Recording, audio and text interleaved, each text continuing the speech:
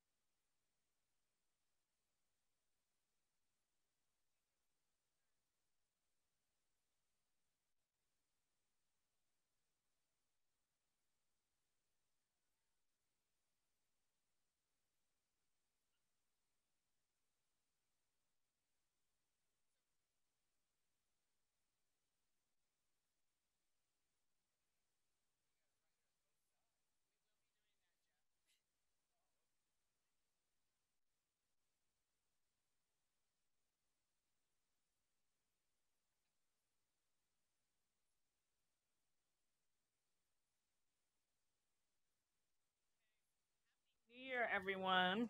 Welcome. This is the Portland Planning and Sustainability Commission's January 9th, 2018 meeting, first meeting of the year. On the agenda today, we have items of interest from commissioners that will be followed by the director's report and budget update. On the consent agenda is a lot of words that require my glasses. Consideration of the minutes from December 12th. We have 3 street vacation requests. Right-of-way number 7890 street vacation request for Southwest Falcon Street east of Southwest Barber Boulevard. Right-of-way number 8446 street vacation request Southwest Grant west of Water Avenue. Right-of-way vacation number 8250 proposed vacation of Southeast Claiborne Street east of Southeast 22nd Avenue. Following the consent agenda, we have the PSC vote for officers. That will then be followed by a haulers franchise review briefing. We have so many great faces in the crowd today. I'm suspecting that's what you're all interested in. Appreciate your interest. I do just want to kind of lay out for you, so you, for those of you who don't know, this is a briefing, which means we are not taking testimony, but staff is here to answer questions, so please feel free to follow up with them. Following the briefing for the haulers franchise review is the 2035 Comprehensive Plan Code Reconciliation Project, which is a work session and recommendation. And then hopefully we'll be adjourned around 2:30. So items of interest. Andreas. Happy New Year, everyone. For the break, I went down to California, and while I was there, I met with staff who run a historic business preservation program in San Francisco. It made news because they've attached grants to funding for historic legacy businesses that have been in the neighborhood for 30 years or more and contribute something unique to the community. So it was interesting to learn about the program. But what it seemed most relevant to was the conversation around low-income retail that's happening with Prosper Portland.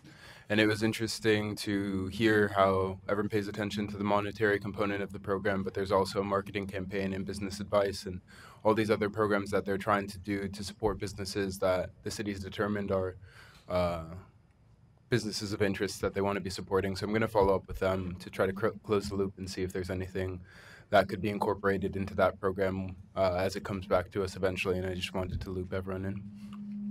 Thank you. Any other items? Really? Wow. It is good news. Okay, next item is the director's report. Susan.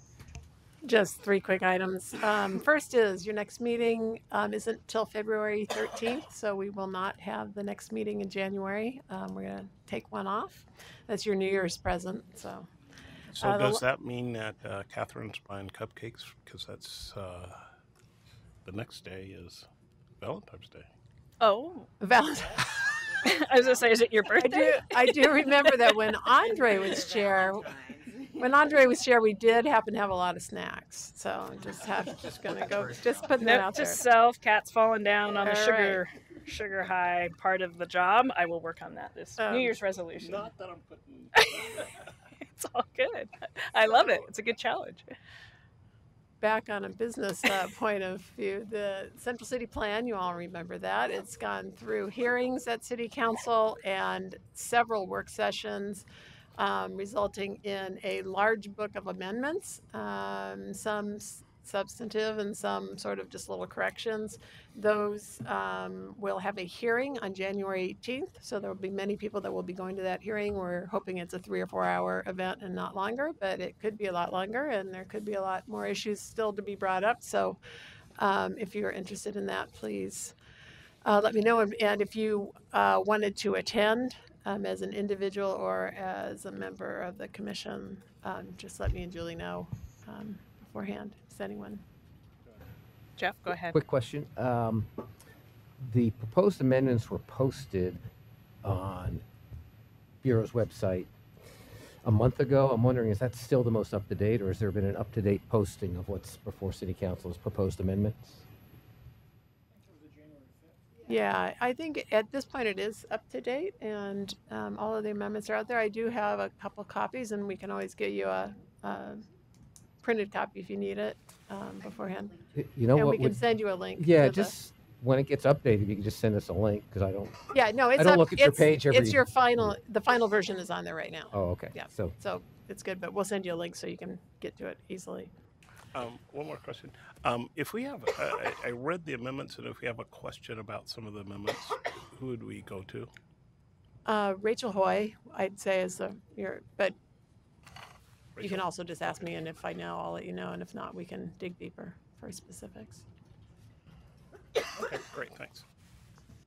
As you also remember, the Department of Land Conservation and Development did their approval to the Comprehensive Plan and Zoning Code back a few months ago.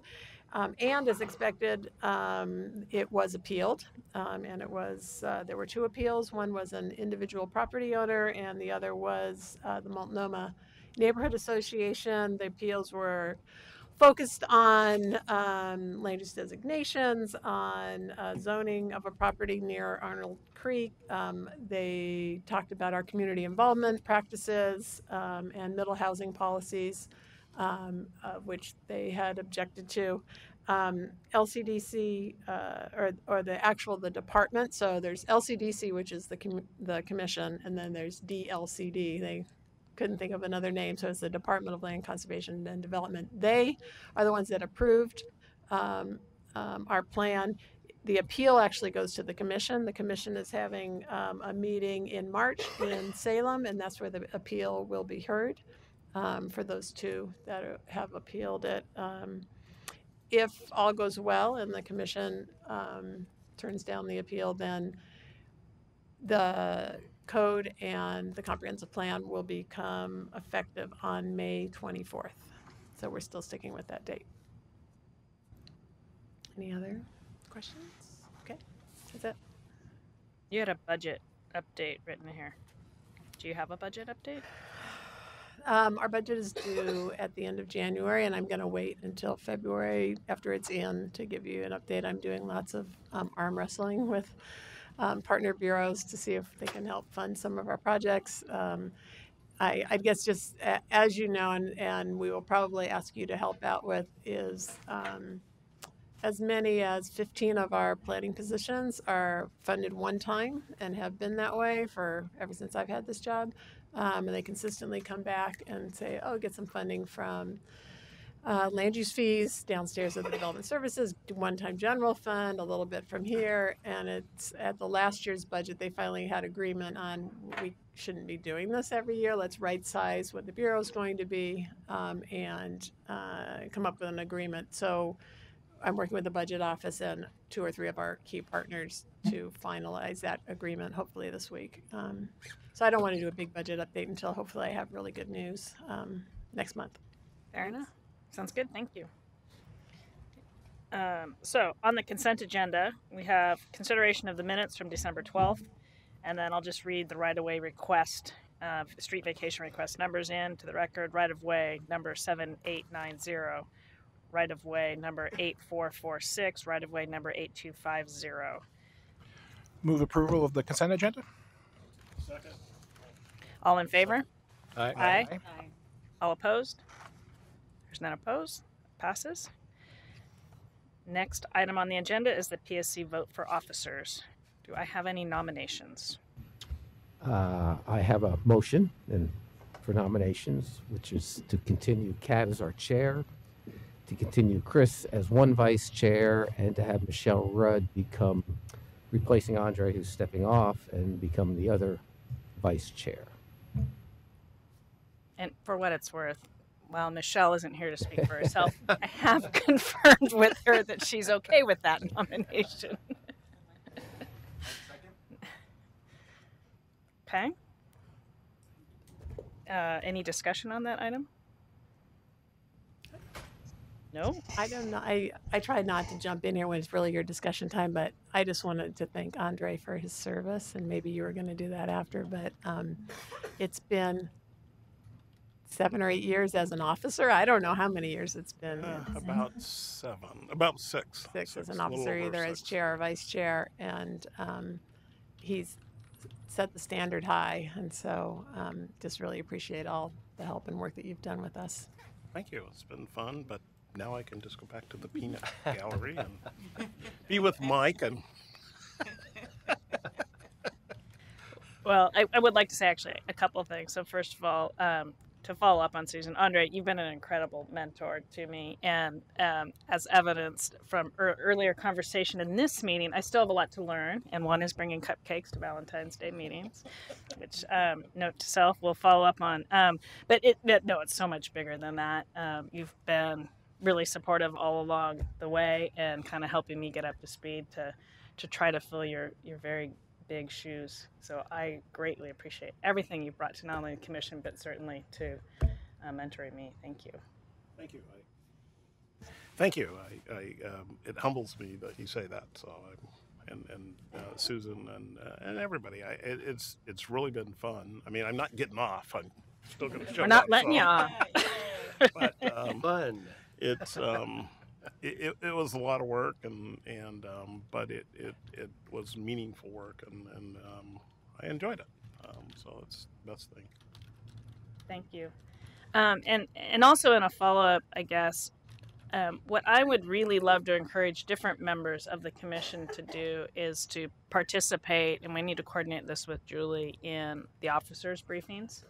And I'd like to hopefully encourage different people to cycle through, kind of get a feel for what that's all about, what the process is, back to the mentoring thing, kind of what it is those of us who are in those meetings are kind of gearing up for and doing, so that we can kind of make sure we're all cross-trained and have great abilities and see who else might someday want to step in and take a leadership role. So if nobody volunteers, I may just start randomly asking you to, like I have to do with my younger staff at the office. So we'll see how that goes. I would encourage people to get involved, try to at least attend the briefings, and certainly if you have the passion to become an officer, it is a great experience, and it really it does take a little bit of time, but that time seems to fly.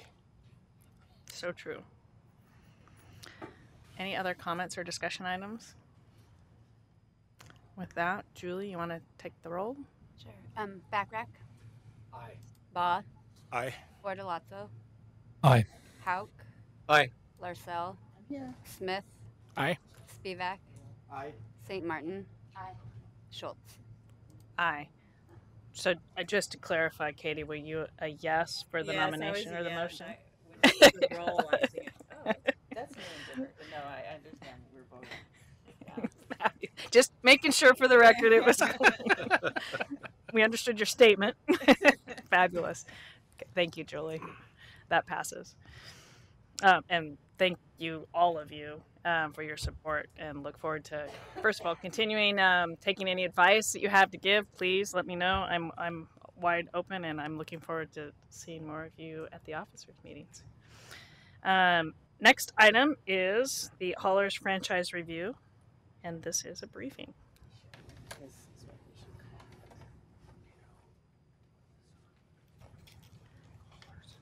Welcome. Happy New Year, Bruce and Ariana. Thank you. Happy New Year to you as well. Does kind of look like. You need to move the mics really close, Yeah, so very close. like inches. Like this? That's perfect, Bruce. I may not need a microphone. My name is Bruce Walker. I'm the Solid Waste and Recycling Manager for Bureau of Planning and Sustainability. We're here today to discuss the residential franchise review.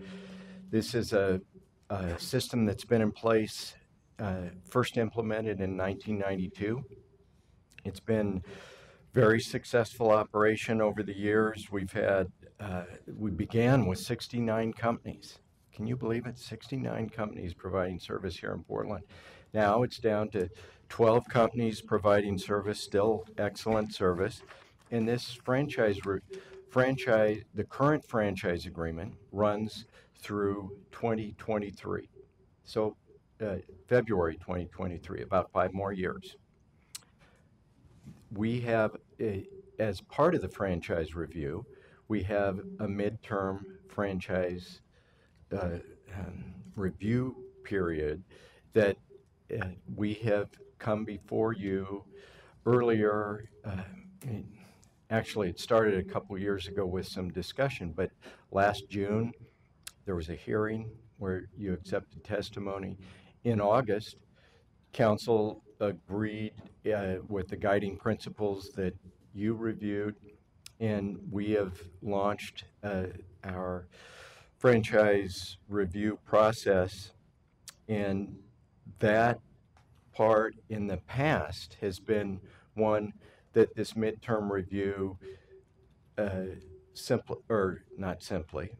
were always some modifications, but we put in place a new 10-year agreement. It superseded the remaining 5 years of the existing franchise and crafted a new set of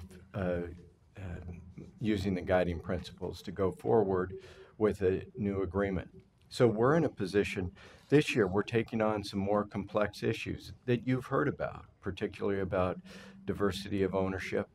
And we're going to go through our process of how we're going to report back to council later this month and then come back to you with, and ultimately council in the next 6 months with some direction on how we will be crafting this and what our next steps will be. I'd like to introduce Ariane Sperry, who's taken the leadership role on convening a number of discussions that we've had and research to go over, and she will carry out or give you more detail on this process. Thanks, Bruce. So as Kat said, this is an update on our franchise review project, and we've really appreciated the advisory role that you guys have played in this project, and so we wanted to keep you informed as we move forward.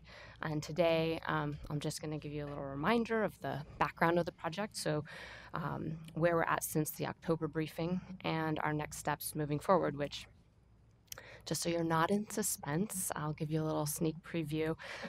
We're going to be sending a memo to City Council this month, and that will fulfill our requirement for reporting back to Council with our findings from the franchise review.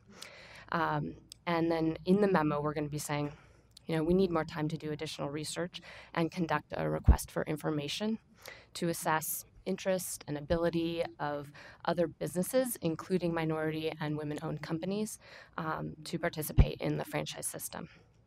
And so our timeline will be getting feedback from stakeholders, including you guys, and then we'll bring a staff recommendation to council in July.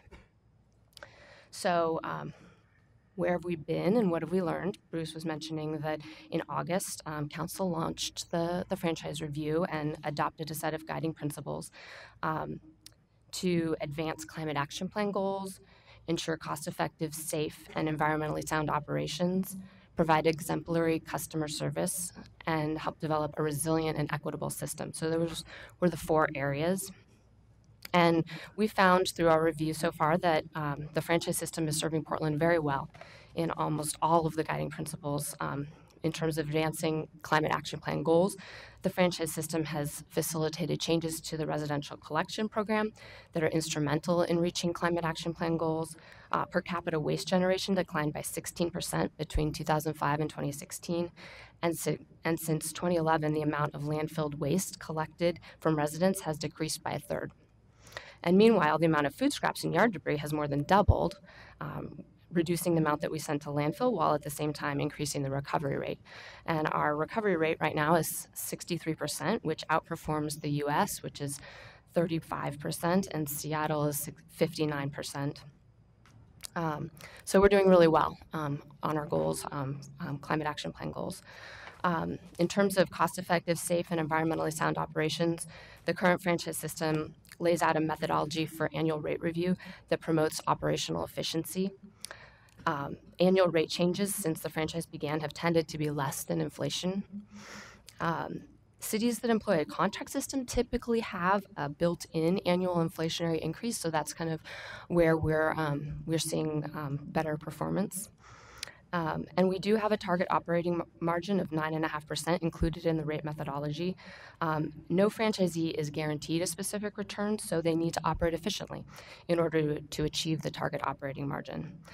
We did conduct a study of the target operating margin, and it found that Portland's 9.5% target operating margin is generally in line with other local jurisdictions and also typically reflects the anticipated revenue requirement for industries that have a similar level of capital investment. So we want to do a little bit more looking at that, but that was the general finding. The franchise system has also allowed for safety and environmental upgrades to be implemented over time in a cost-effective manner. All franchisees have been required to phase out trucks with older pollution technology and buy newer, cleaner vehicles. And in addition, we're currently undertaking a pilot project to install and test side guards on a variety of collection vehicles to assess the potential for requiring them on a broader rollout as part of a comprehensive package that includes other items like driver safety training. In terms of customer service, the franchise enables franchisees to provide direct customer service for service-related issues, as well as billing. BPS makes sure that good, high-quality information gets out to customers through the Portland Curbsider newsletter, which we send out twice a year, and we also provide a suite of basic informational pieces to new customers in a welcome packet. And we have our curbside hotline, which customers can call and get basic program information and field customer complaints. And typically, those are resolved by connecting the customer directly to their hauler. And then we also have information from the auditor's annual community survey, where 77% of residential customers rated their garbage recycling and composting services very good or good. And then the last item was developing a resilient and equitable system. And we've found that one of the clear benefits of the franchise system is the flexibility that the city retains. We are able to adapt to emerging policy goals. So we've, in the beginning in the franchise system in 1992, we had the yellow bins for recycling and composting, and then we moved to providing the blue recycling cart and the green composting roll cart. And then we moved to adding the weekly yard debris and the food scrap collection and moved to the every other week garbage, and we are able to reduce the pollution from our collection vehicles. And so that is something that we've been able to do when the need arises and when the opportunity arises, rather than having to wait till a contract is up and then we make changes, having to wait at that time. So we're able to test new program elements and roll them out in a timeline that aligns with our goals. So the franchise system also provides program resiliency by enabling the collection and recovery of a wide array of clean and marketable material. And we work with our franchisees and processors to strike a balance between pushing to collect additional materials while also ensuring that those materials have a strong and stable market. And we successfully added food scraps and collected them from residents for almost 5 years before any other jurisdiction in the region had even begun collecting that material. And although global recycling markets, and you'll hear more about this during rate review time, they fluctuate significantly. But Portlanders, we've never landfilled any source separated material because we're collecting really clean material. And when the markets do ebb, it's a lot easier to find a buyer for clean material. And Metro confirmed this when they did a regional study a few summers ago and found that we had a lower level of contamination in our recycling than the rest of the region did. So that was great. And so that brings us to equity, which is a new focus for the franchise review, and we have 2 guiding principles related to equity. First, we want to increase participation of women and minority workers, and we want to reduce the barriers to economic opportunities for minority-owned and women-owned firms. And so we went through a comprehensive process to review the diversity and equity guiding principles, including stakeholder engagement, research, and baseline data collection. And this is all documented in the draft equity options report that Eli requested. So it was sent out to you guys today via email, but I do have a few printed copies if you're interested, and so I can provide this to you if you're interested. So we conducted a workforce survey that all the current franchisees participated in, and the results showed that the current franchise workforce is representative of Portland's overall workforce in terms of racial and ethnic diversity.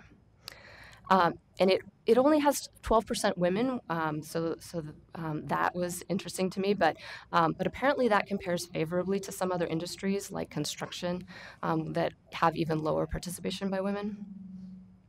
And we found that women and minorities were underrepresented in management positions, which make almost double the pay. And so there definitely is an opportunity for continued improvement. And so we did identify a few actions to take to continue to work toward a more diverse and equitable workforce. And the current franchisees fully support those recommendations, which are identified on the first page of the handout that we gave you. So under Workforce 1, we want to establish agreed upon baseline and goals for women and minority participation across all organizational levels and set up regular data collection to evaluate progress towards those goals. And then Workforce 2, we want to partner with workforce development organizations to implement best practices, including conducting targeted outreach to populations and connecting employers to pools of qualified job candidates, providing technical support and training to prospective job candidates.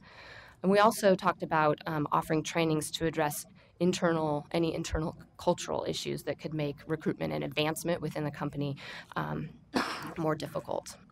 So those were the two workforce pieces, and I think everybody feels really good about those recommendations and moving those forward.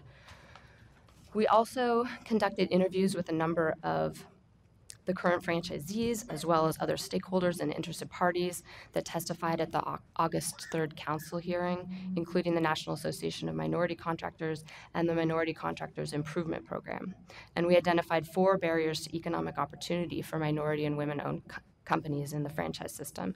The first was market information, that the franchises are bought and sold privately, so someone from the outside will be at a disadvantage in terms of lacking the network and the long-term relationships. The second was access to capital. They're bought and sold, that you need access to capital, and it's well known that minorities are at a disadvantage in capital markets. Experience, just if you haven't provided service, residential service in Portland before, you're going to need an opportunity or some time to learn the ropes.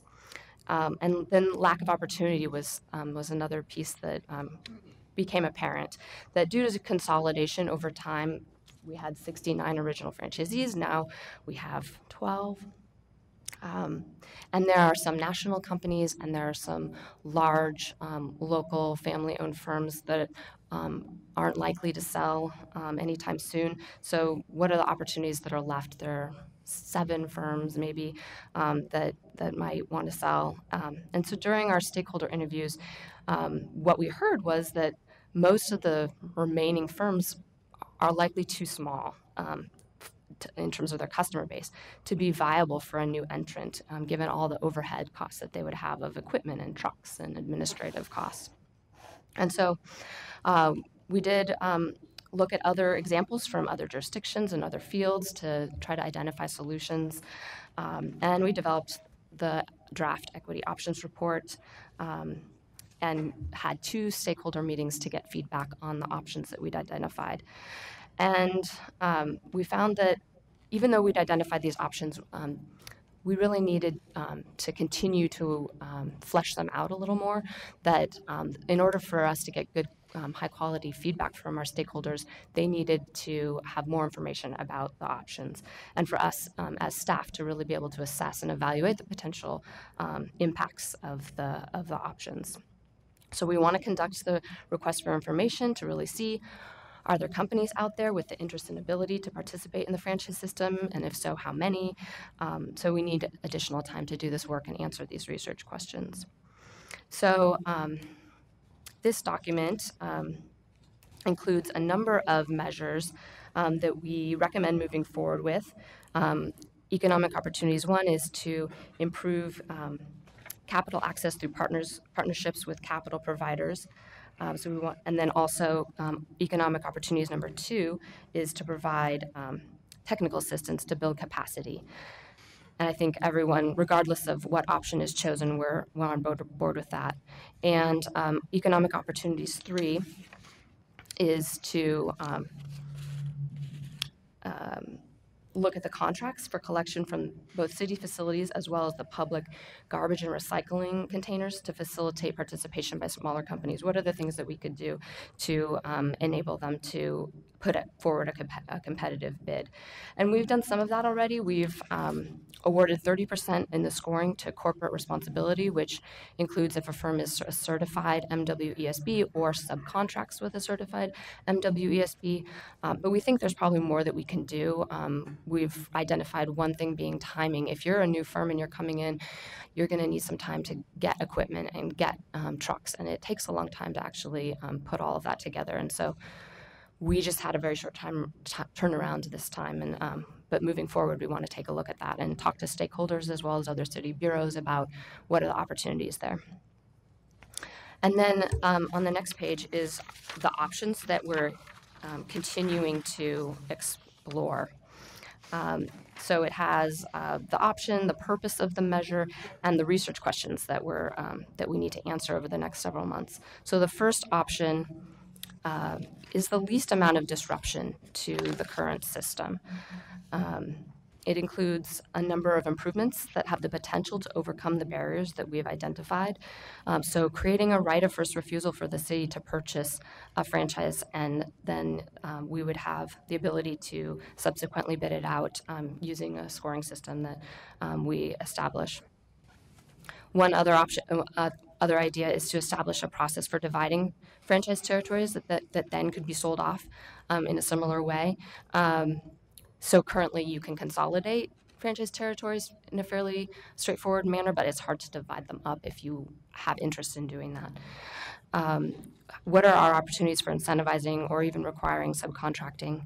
And we also talked about lengthening the term of the franchise agreement. So this would help both the current franchisees as well as any new entrants obtain financing more easily. The second option includes all the measures in option 1, but it also goes further than just creating potential for more opportunity, but actually makes a new zone available that companies could compete to serve. And there are two general ways that we could create a new zone. We could either redistribute the customers in the current residential franchise. This is the reslicing the pie. The other option would be to actually try to grow the pie, and that's where we would explore whether it makes sense to expand regulation of customers that are currently outside the residential franchise. You know, maybe there's a portion of the multifamily customer base that would make sense. We would have to go through a process and talk to all the stakeholders involved, including property managers and tenants, if we were going to go that direction.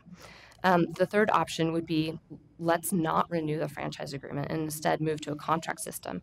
And then we would put the residential collection service out to bid, and every, whatever the time frame is, 10 years or so, customers or companies would have a chance to compete for the opportunity to provide service in a zone. So those are the general options that we will be providing in a memo to council later this month, and then the research questions that we'll be answering in the next few months.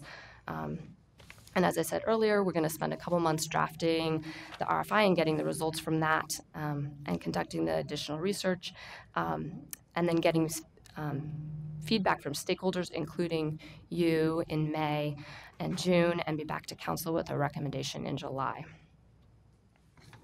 So that's all.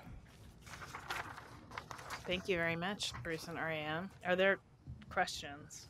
Go ahead. So Eli, and then Andre, and then Jeff. Well, thank you for sharing that report on short notice. And since I asked for it, I read it, and it's terrific. So I recommend that people who get it have a chance to look through. It's a really nice summary of some complicated issues and some balancing that the city has to look at, as we've done a really good job. The report mentions all the goals that we are already accomplishing through this program, and some that maybe weren't anticipated that we're wrestling with now that it's 25 years old. So I encourage people to look that over. I think that the next steps sound appropriate to me, to do some narrowing down of options, a little more exploration, and bring it back to us. And I also will say from my affordable housing experience that I understand the impact of when you layer on additional public benefits that can drive up costs. And sometimes the public benefits are not directly related to the service provided. But on the other hand, we have a system where, as you've learned, we don't have, we've inherited a certain mix, and we don't have good on-ramps for smaller firms or minority-owned firms in particular, and that can be a problem too. So I think that it was interesting seeing the example in the report, which is Los Angeles set up a system which might be one of those hindsight things. Boy, that would have been neat if we'd figured that one out back in '92, where they have larger territories and also some smaller territories, sort of designed so firms can get started up in there. It was also interesting to see the distribution of size of territories. We have some very tiny, very small service numbers and some much bigger ones. I didn't realize it was that different between the service areas. So anyway, educational for me, and without going into details, I'm looking forward to next steps. Thanks. Thank you. Also, I did receive the report and read it as much as I could in detail in the time I had. I found it really interesting, and that this process is not unique to the industry. It's maybe unique to Portland in terms of trying to get minorities and women involved in the hauler process. That was encouraging to me that we had we're not plowing new ground. We can look to other areas, LA and other places that have done different things. The couple of comments I had was on the workforce. I would encourage you to look at Portland to Portland, because the workforce, at least in the report, is not defined whether or not they're all Portland residents that are on the haulers, but the statistics that we're comparing to are Portland statistics of the Portland population, at least as described in the report. So I would encourage you to let's ask the haulers to report what their zip code is. You don't need their address, but their zip code will tell you whether or not they're a Portland resident or not. And to the extent that I believe we can encourage through the workforce to hire Portland residents, because in the circle here it says City of Portland. We're City of Portland, and it's the residents of the City of Portland that are paying the hauler. So these are good jobs, and certainly women and minorities would benefit from those in trying to pay for not affordable housing, but good housing in the City of Portland. A couple of questions on the options of how long. Do you have an idea of how long it would take to implement, like package 1, package 2, and package 3? Like, is it 2 years, 5 years, a year, 60 days? I think that will be important. Maybe I don't need to answer today, but that will be important coming back of how long it would take to implement to what we would think would be achieving the goal. And then on package 3, as I understand it, basically is this canceling the current contracts that are today? The contracts go through, as Bruce said, to 2023, and so that we would need the time between now and then to develop the bid documents and give whatever the winning proposers time to buy the trucks and the equipment and everything like that. So we would spend most of the time getting a new system in place. I guess I'd want to understand that a little more, because if they don't use the trucks here, which we've paid for in part, correct, by subsidizing the trucks, in changing the trucks, do we not get those trucks back, or as a city, or I mean, we'll put together how that works. How that would work. It's in real time, so okay. The ownership is with the haulers. With the haulers, they paid for it. They put the risk and the capital, and we're paying in real time, so there is no long term. There's no capital or nothing residual at the end of the 5 years. Okay. The only reason I was asking is it seems to me you're almost in canceling, which I think is a very viable opportunity. I don't know that it's a 5-year opportunity, and that's why I was asking. But it seems that you're almost buying the franchises in a sense, and then going to resell them to somebody. Because you're going to cancel the contract and then you're going to put it up for bid again. I was under just- the impression that we would just let the current franchise expire in 2023, okay. and then we would move on to a new system at that point. Okay. I guess I'm trying to get a gauge of how fast we can implement something. Right. For that particular one, it would be 5 years. Okay. And I can get back to you on the other ones. I'd probably have to do a little thinking about how that would work out. I think it's going to be important when we go back to council and say, these are the options we want to present to you. How fast can we implement them? That's a good point. Thanks. Thanks. Was it you, Chris? I didn't have a question. I can come up with one.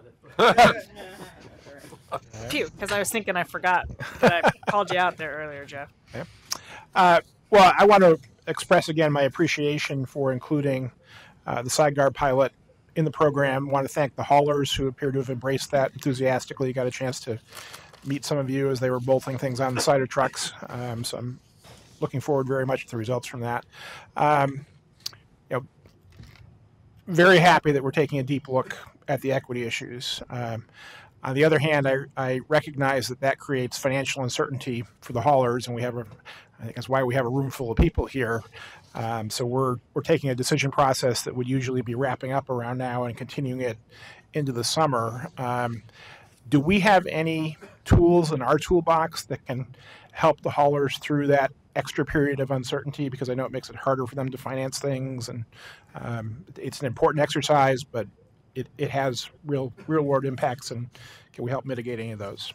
So I'll let you guys follow up, but we've been very concerned about that, obviously, and we're talking to the city attorney about, is there a way to have a couple of year extension to the current franchise as sort of a room so that people can actually have 7 years to be able, to buy new trucks and be able to keep continuing to finance the program. It gives a little bit of space and makes room for the 6 months we're going to take. That means nothing new could happen for 2 years, but it'll take us 2 years, in answer to your question, Andre, to do something new anyway, without regard to going to a whole new system, even just changing to opening it up to additional territory, for example. So we're looking at that right now, and it's real time. We've been pestering the city attorney for the past couple of days, trying to see if there's an option to expand that, and so we'll be able to get back to you with that information. And again, and we had this discussion, I think, last time at the commission. It was a different topic. This isn't a land use issue. You are the Planning and Sustainability Commission. When it was just the Planning Commission, this probably wouldn't have come here. It would have gone directly to council. Your role for this, like a lot of other sustainability issues, is to provide really good advice and ideas. And so I'd encourage us, you all, when they come back in May, to be able to write a letter that says, here's what we're thinking and here's what our recommendations are at that time. So again, we really appreciate that you're listening and that you're taking the time to understand it more clearly. We know it's not a traditional land use issue, but I think council will value your opinions on this. Thanks. Oh, all kinds of questions. So Mike and then Andreas. Well, no, I just want to follow up Susan's comment. I was smiling because I'm very pleased that she brought up that point, that we're not just about land use, we're a sustainability commission as well. So I appreciate reminding us of that.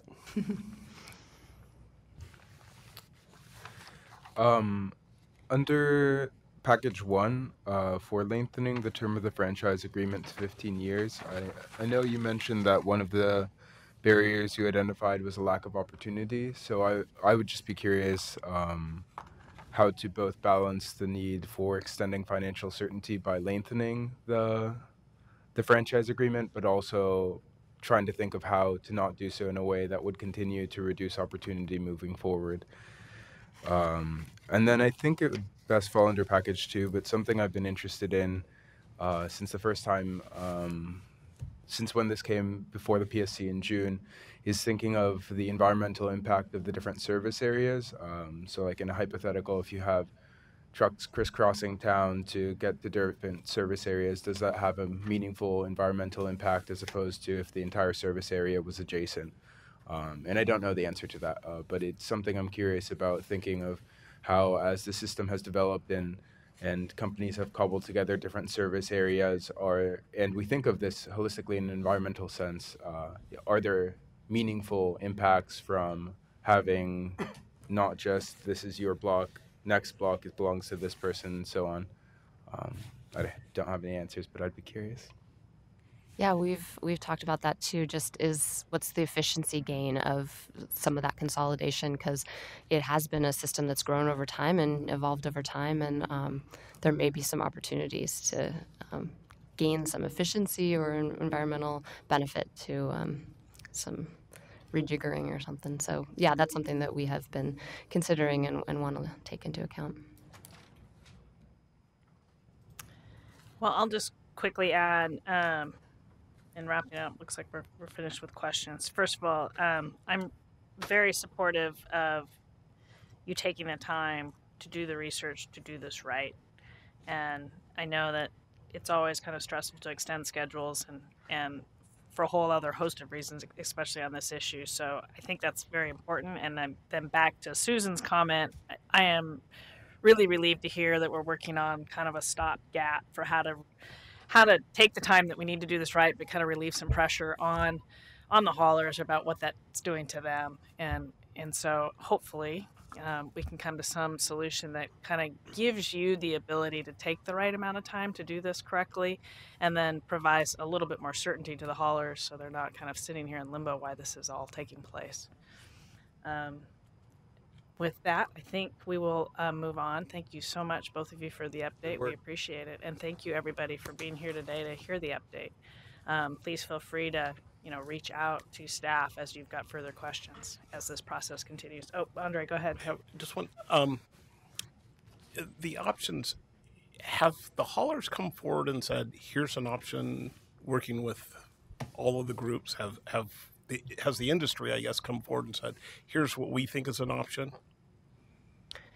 They've identified the city-owned contracts for city facilities and the public garbage and recycling container collection as an option. And they actually were the ones that brought that forward to us, to our attention. And so as the other groups, I mean, I'm looking for the industry, just not one side or the other. The whole package whole come stakeholder together group. and said, we think this would work for everybody here. Not yet. Thanks. Great. Thank you very much, you two. Thank you. Appreciate it. Next item on the agenda is the 2035 Comprehensive Plan Code Reconciliation Project. Barry, are you here? There he is.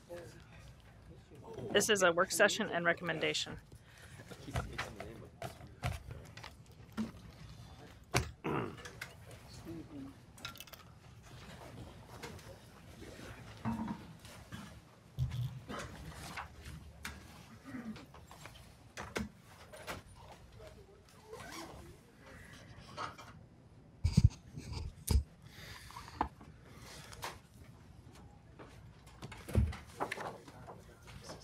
Nobody's staying to hear the next item.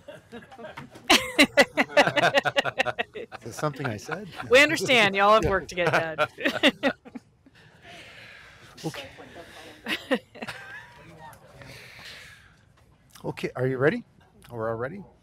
Let's get going. Great. So Barry Manning, Planning Sustainability Bureau staff, and we are here to kind of hopefully wrap up Code Reconciliation Project work. We've been here for a few work sessions, and today I think we're left with one topic or item to kind of make a decision on, and then have you all make some recommendations about forwarding this to City Council. So what I have on the agenda is to discuss what we were referring to as topic 7, which was addressing self-service storage uses.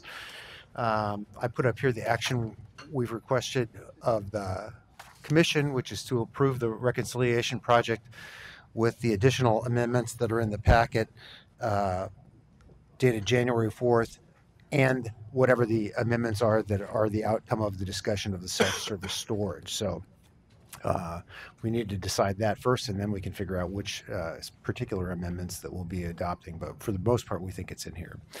Barry, So- I'm going to interrupt you Sure. real quick. Thank you so much for that introduction. I forgot to disclose that I have, in this past week, had recent discussions on this particular topic with Doug Klotz regarding kind of especially the issue of circulation and active retail use. And I just wanted to disclose that those discussions happened.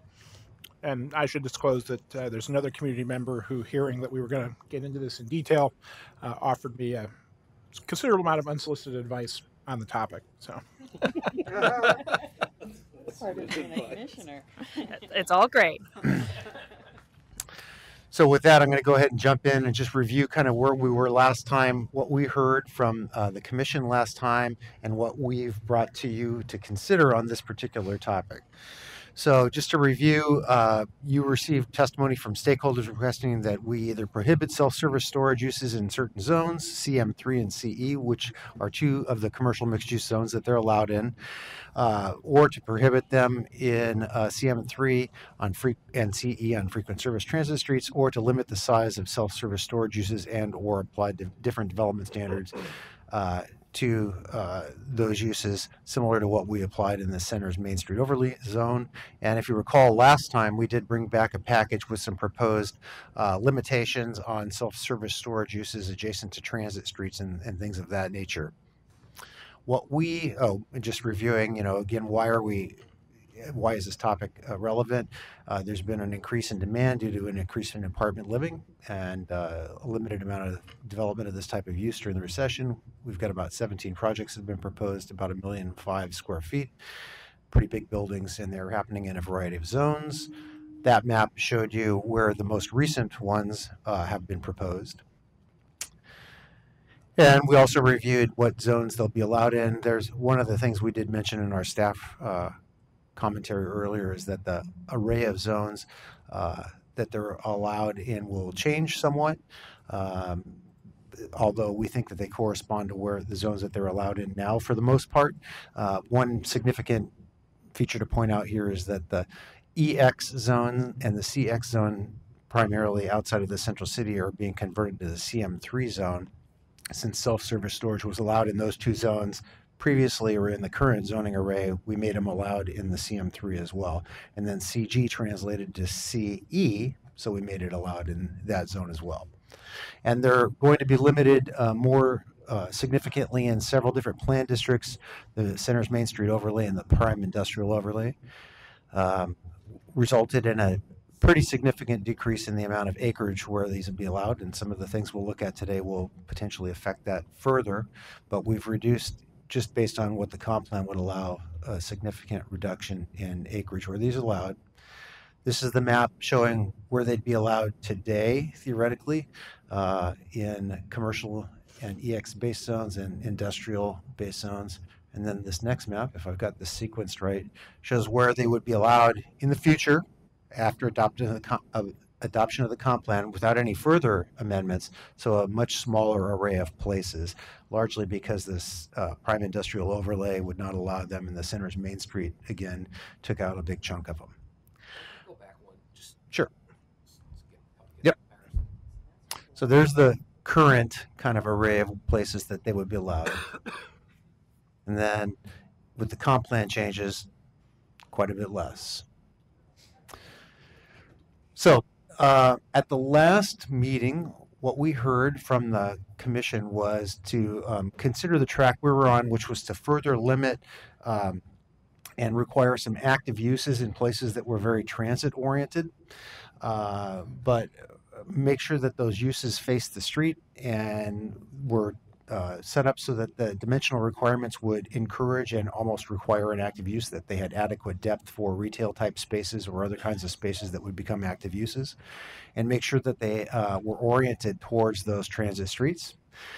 We also heard from the PSC that they thought it might be a good idea to expand the use requirements to make sure that they included streetcar lines, bus rapid transit lines, which I think are encompassed in other kinds of corridors that we have, and light rail transit stations, because some of the light rail transit stations don't necessarily have a de facto transit street running through them. And then we also heard the commission ask whether we ought to consider if self-service storage uses are appropriate in the CM3 zone, particularly in high amenity, or public investment areas. So places where we've invested in transit, we have CM3 zoning, which offers a tremendous amount of development opportunity for housing and other types of uses. Are those places appropriate for self-service storage facilities, which are primarily used for storage of goods? So we've come back with some different, with some information, and then again in your packet we had a proposal that responded to the active use issues that you described, and we offered up some options to consider for whether or not self-service storage uses should be allowed in the CM3 zone. So I'm going to walk you through those unless there are any questions about this so far. Okay, sure. Go ahead, Teresa. So in looking at the map of the places that have already been permitted, I assume, for self-storage, we're sort of behind the curve on this, because that looks like a lot of self-storage. So we anticipate there to be increasing need? It's hard for me to say how much of the future demands can be met by what's in the pipeline right now, but we do have quite a bit coming online. As I said, over 1.5 million square feet of storage space is coming online in several different locations around the city. Some are under construction right now, and some are still haven't broken ground. Some are near completion, but we have seen a wave of them. What we're going to see is a more of a constrained area where they'll be allowed. So I would think that may constrain it, but I'm not sure how demand will play out moving forward. I do have also another slide showing you where a broader number of uses. One of the questions the commission had asked last time are there how many are there, or where are they located generally, and how many are in the CM3 zone, which is one of the zones that we're looking at. So I can show you that map and tell you how many there are. So this is that map.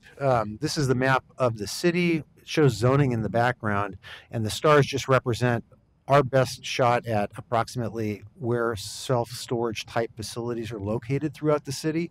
Most of these have been existing for a while, and this also includes the ones that were the 15 or so that were on that other map that are coming online. But you can see they're spread throughout the city, quite a concentration in this area in Northwest Portland, and then along major kind of traffic corridors throughout the city. When we did an analysis of where these are located and what zones are located in, the one thing that we did find is that not many are located in what will become a CM3 zone.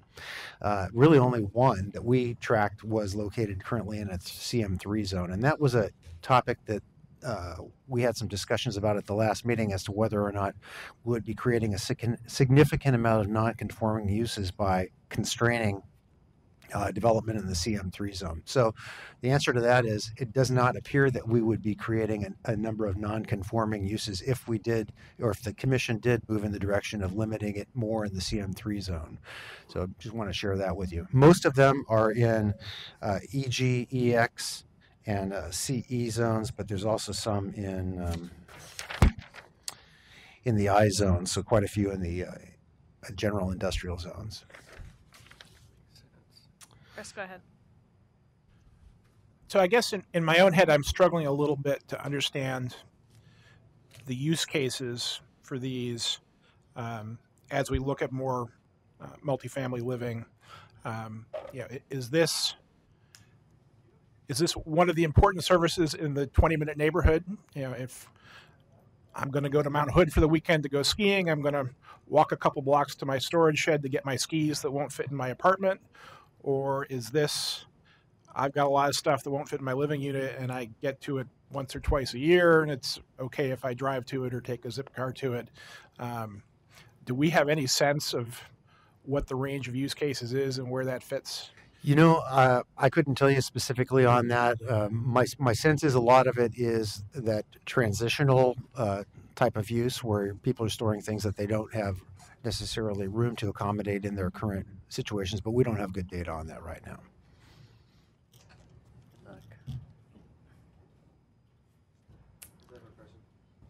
Go ahead, Eli. Is this a hot topic? Are there people advocating strongly one way or the other? Or I assume that we talk about this more if people are advocating on both sides of this issue, but I haven't heard for sure if that's the case. We haven't heard much in terms of support for more facilities. We have heard some testimony that you all heard about concern about the location of these facilities, particularly on transit streets and in locations that might otherwise be more transit or pedestrian oriented, or offer opportunities for alternative uses that might be more active. Okay. So with that, I will walk through what we're proposing in terms of the active use requirement. As you recall, the last time we talked about requiring active uses at the ground floor in key locations, and what we've done is come back with a little bit of a stronger proposal in that regard. In the last time we met, we were proposing to require active uses at the ground floor along key transit streets. We would only apply the active use requirement if the building was more than 100 feet in length, and did not apply it necessarily in light rail transit stations, and we didn't have any dimensional requirements for the active use. So based on what we heard from the commission, we are changing that proposal a little bit to respond to the feedback we heard, which included that it ought to include a broader variety of locations, and that maybe an exemption for buildings even of 100 feet was not the appropriate approach. So in this proposal, in the CM3, CE, CX, EX, and EG zones, which are the more active type zones that we would have in these locations, we would require 25% of the ground floor area within 100 feet of a civic corridor or neighborhood corridor. We think those are pretty good designations and are generally corollary to transit streets and streetcar lines, and along site frontages within 500 feet of a transit station, the longest one of those site frontages, to be in an active use. So this would require, in transit-oriented locations and areas where we've said we want to focus more of our growth and development in the future, to require that a portion of the building at the ground floor have an active use in it. And to get at the location and dimensions of those active uses, we would use a language that we've used in other portions of our code in the Central City, for instance, or in Hollywood or other districts where we've tried to encourage active ground floor uses. Minimum dimensional requirements, 12-foot ceiling height and 25-foot depth for those uses. And we would also require that the use face and have an entrance on the transit street. So that's what we've proposed in terms of the ground floor requirement, in response to what we heard from Planning and Sustainability Commission last time. So, quick question of clarification. For the frontage that is within 500 feet of a transit station, so how would you interpret the being on a transit street, since it's not really on a transit street, potentially? Right. And in that case, the way the code is written, and we can look at the code in detail if you want, we've said that it's the longest frontage within that 500-foot radius. So if you had, a long block frontage, it would be that frontage that would be subject to the rule. The shorter one would not be. Okay. So that's... Oh, Eli had a question. Sure. Oh, you have more presentation. I've got a couple more provisions for the commission to consider, and then we could maybe, unless you have a question about this specifically. Okay. So that's the active use at the ground floor issue. And then in response to the commission's question about the CM3 zone, we're offering up some options for you to consider, and there's probably more options, which could range from prohibit altogether. But the options that we're looking at here, and really we're looking for your discussion on this, because staff's initial proposal was to not limit it in CM3. But an option would be to limit the total floor area of self-service storage uses to 50% in the CM3 zone in those locations. We had a discussion last time about the opportunity to create mixed-use buildings where storage wasn't the only use in that building, that it could be a portion of the building but not all of it. So option one would get at that. So that there's some examples out there. I think we talked about the Broadway furniture example on Broadway, Northeast Broadway, where there's a mix of a hardware store and some self-service storage, that would kind of fit into that mold. It wasn't a complete facility, that there was a mix of uses in there. Option two would be to simply prohibit self-service storage as a use in those locations that are highly accessible to transit, places where we want to see growth and development occur. So the same places that we would require an active ground floor, we would also prohibit the self-storage storage uses. So we'd have to go ahead and reconcile a little bit of that code to make those things work together.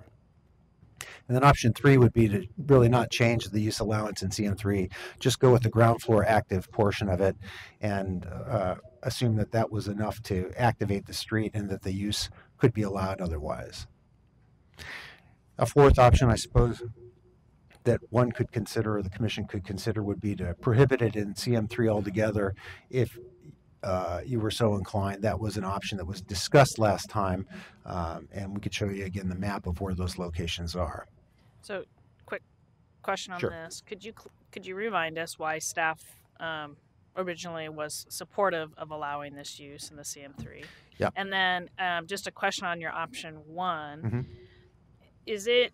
I don't know that I've seen anything quite like this in the code, which is why I'm asking it. Is there a way to say it's not limited to 50%, but it's just not allowed on the ground floor, for example?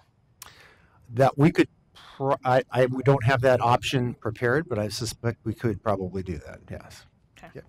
So again, just to answer your question about our staff's thinking on this initially, because CM3 was really a translation of the EX and the CX zones, which currently allow self-service storage. In our translation of new zones between the existing zones and the mixed-use zones, we just carried over that use allowance. We felt that given the limitations that we had in plan districts and in the center's Main Street overlay, that the amount of area that these types of uses would be allowed in the CM3 zone was a fairly limited array of places, and that there wasn't a substantial concern about proliferation of those uses. We were also concerned about creation of non-conforming uses, but in our analysis that we've learned that there are a few of them, so that may be less of a concern. Fair, thanks. So a couple of maps just to kind of conclude this. This is an array of zones, again, very much like that map I showed you previously, but in a zoning color array that shows where uses would be potentially allowed in this in the zoning program that we have now. It has removed areas that are Center's Main Street overlay and the prime industrial overlay and things like this. This is kind of the net area where self-storage uses could potentially be allowed.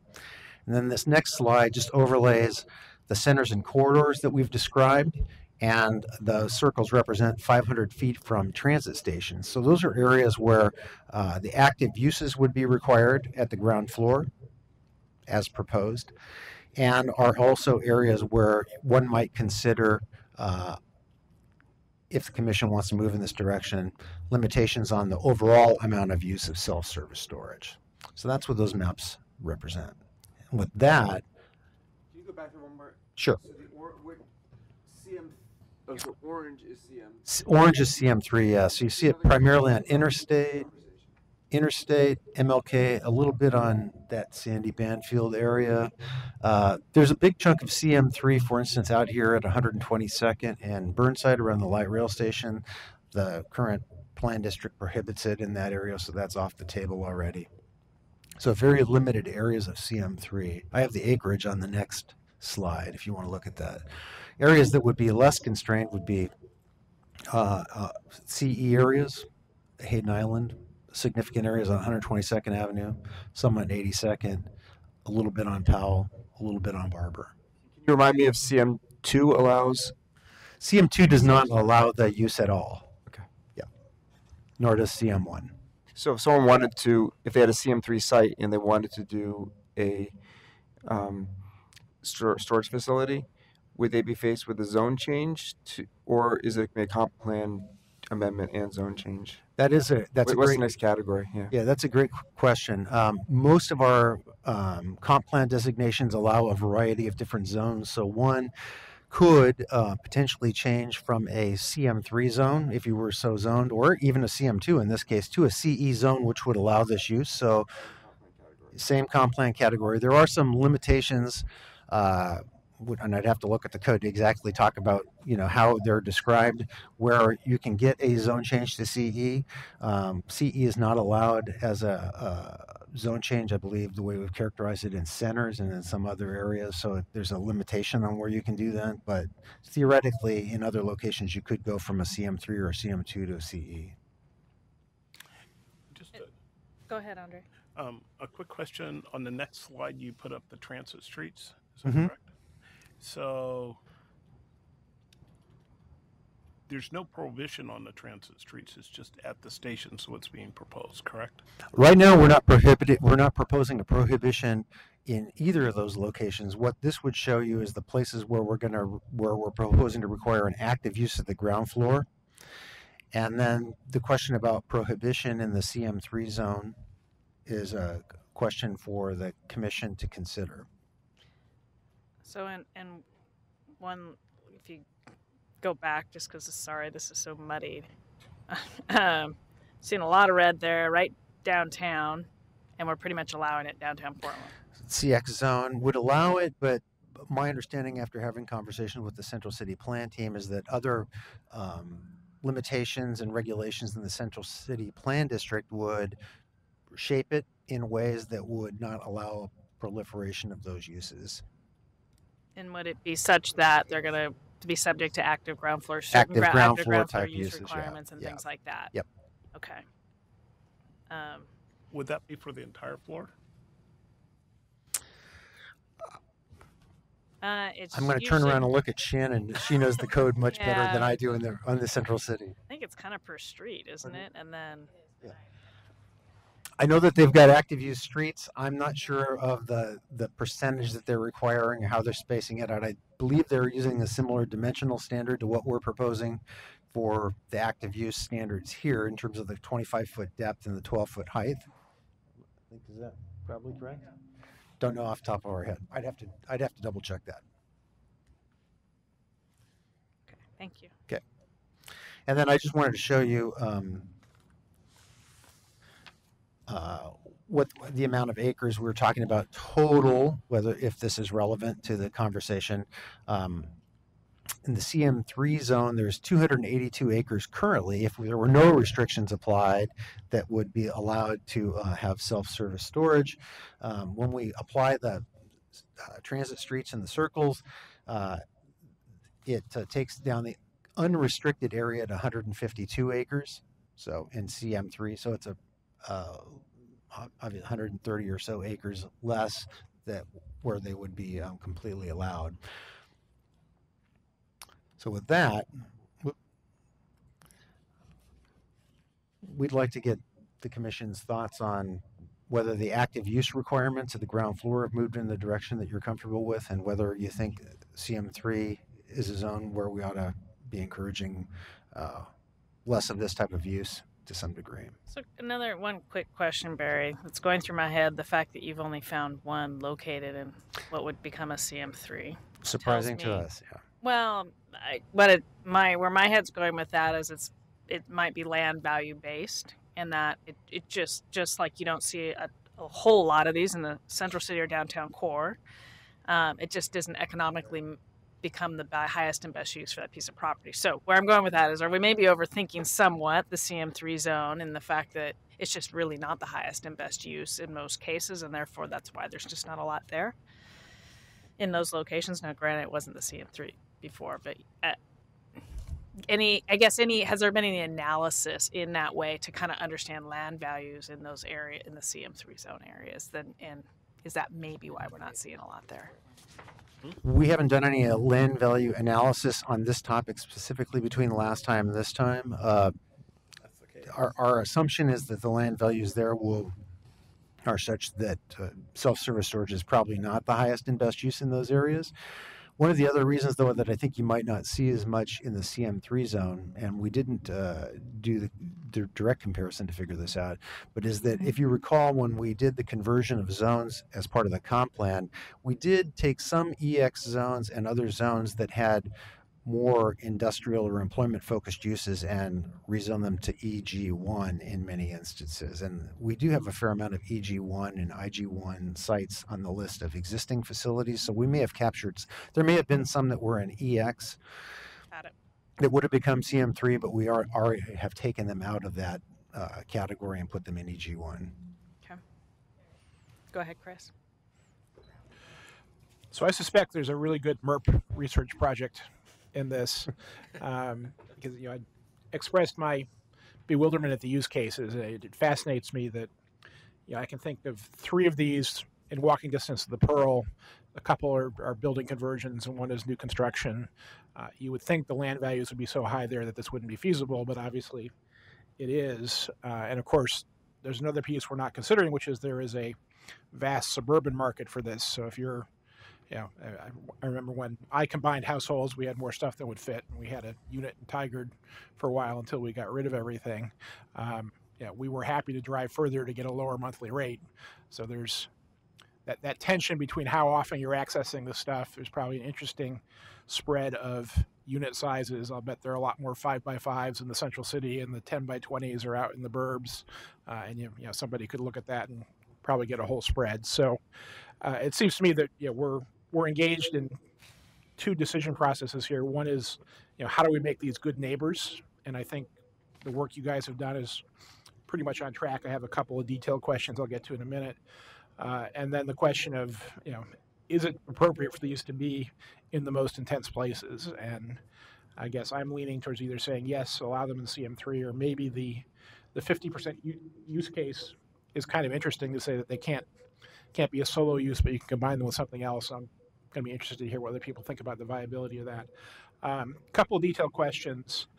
There was some email between meetings about the 500 feet from a transit station and whether that radii cut through a lot or either included or didn't include a lot. Could you refresh the commission on what was in that email chain?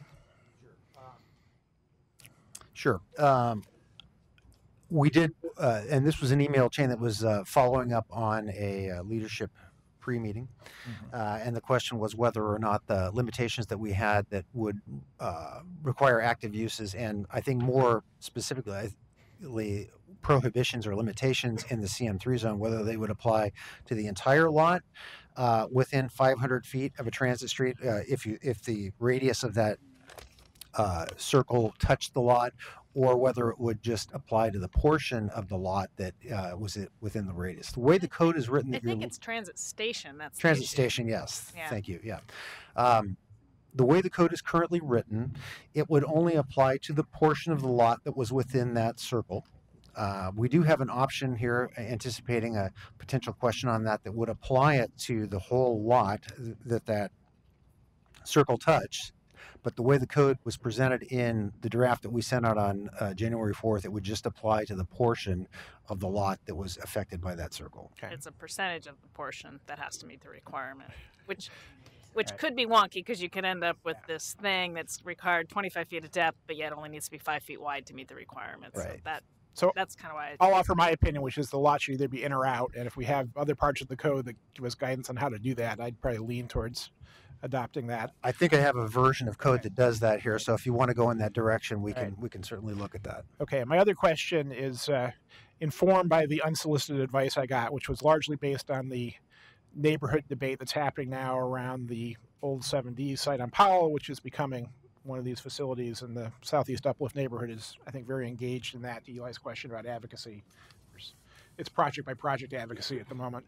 And that is whether anything in the code says whether the self-service location has to be attended or not. I don't believe the code has any provisions for that in there right now. Shannon's shaking her head, so I assume that's correct. Yeah. Okay. I think I'm not going to touch that one. I just wanted to know for interest. I did want to piggyback a little bit on your question about use, Chris, for some people to think of. Our company was engaged in studying one of these in the northwest neighborhood area, and actually we were accommodating cars to be stored. So as we run out of parking places, this is, believe it or not, becoming a pretty viable way to store cars, and we were making sure that ground floor storage units could fit a car. If not, studying how to get elevator lifts in there to get them up to upper floors. So, something to think about.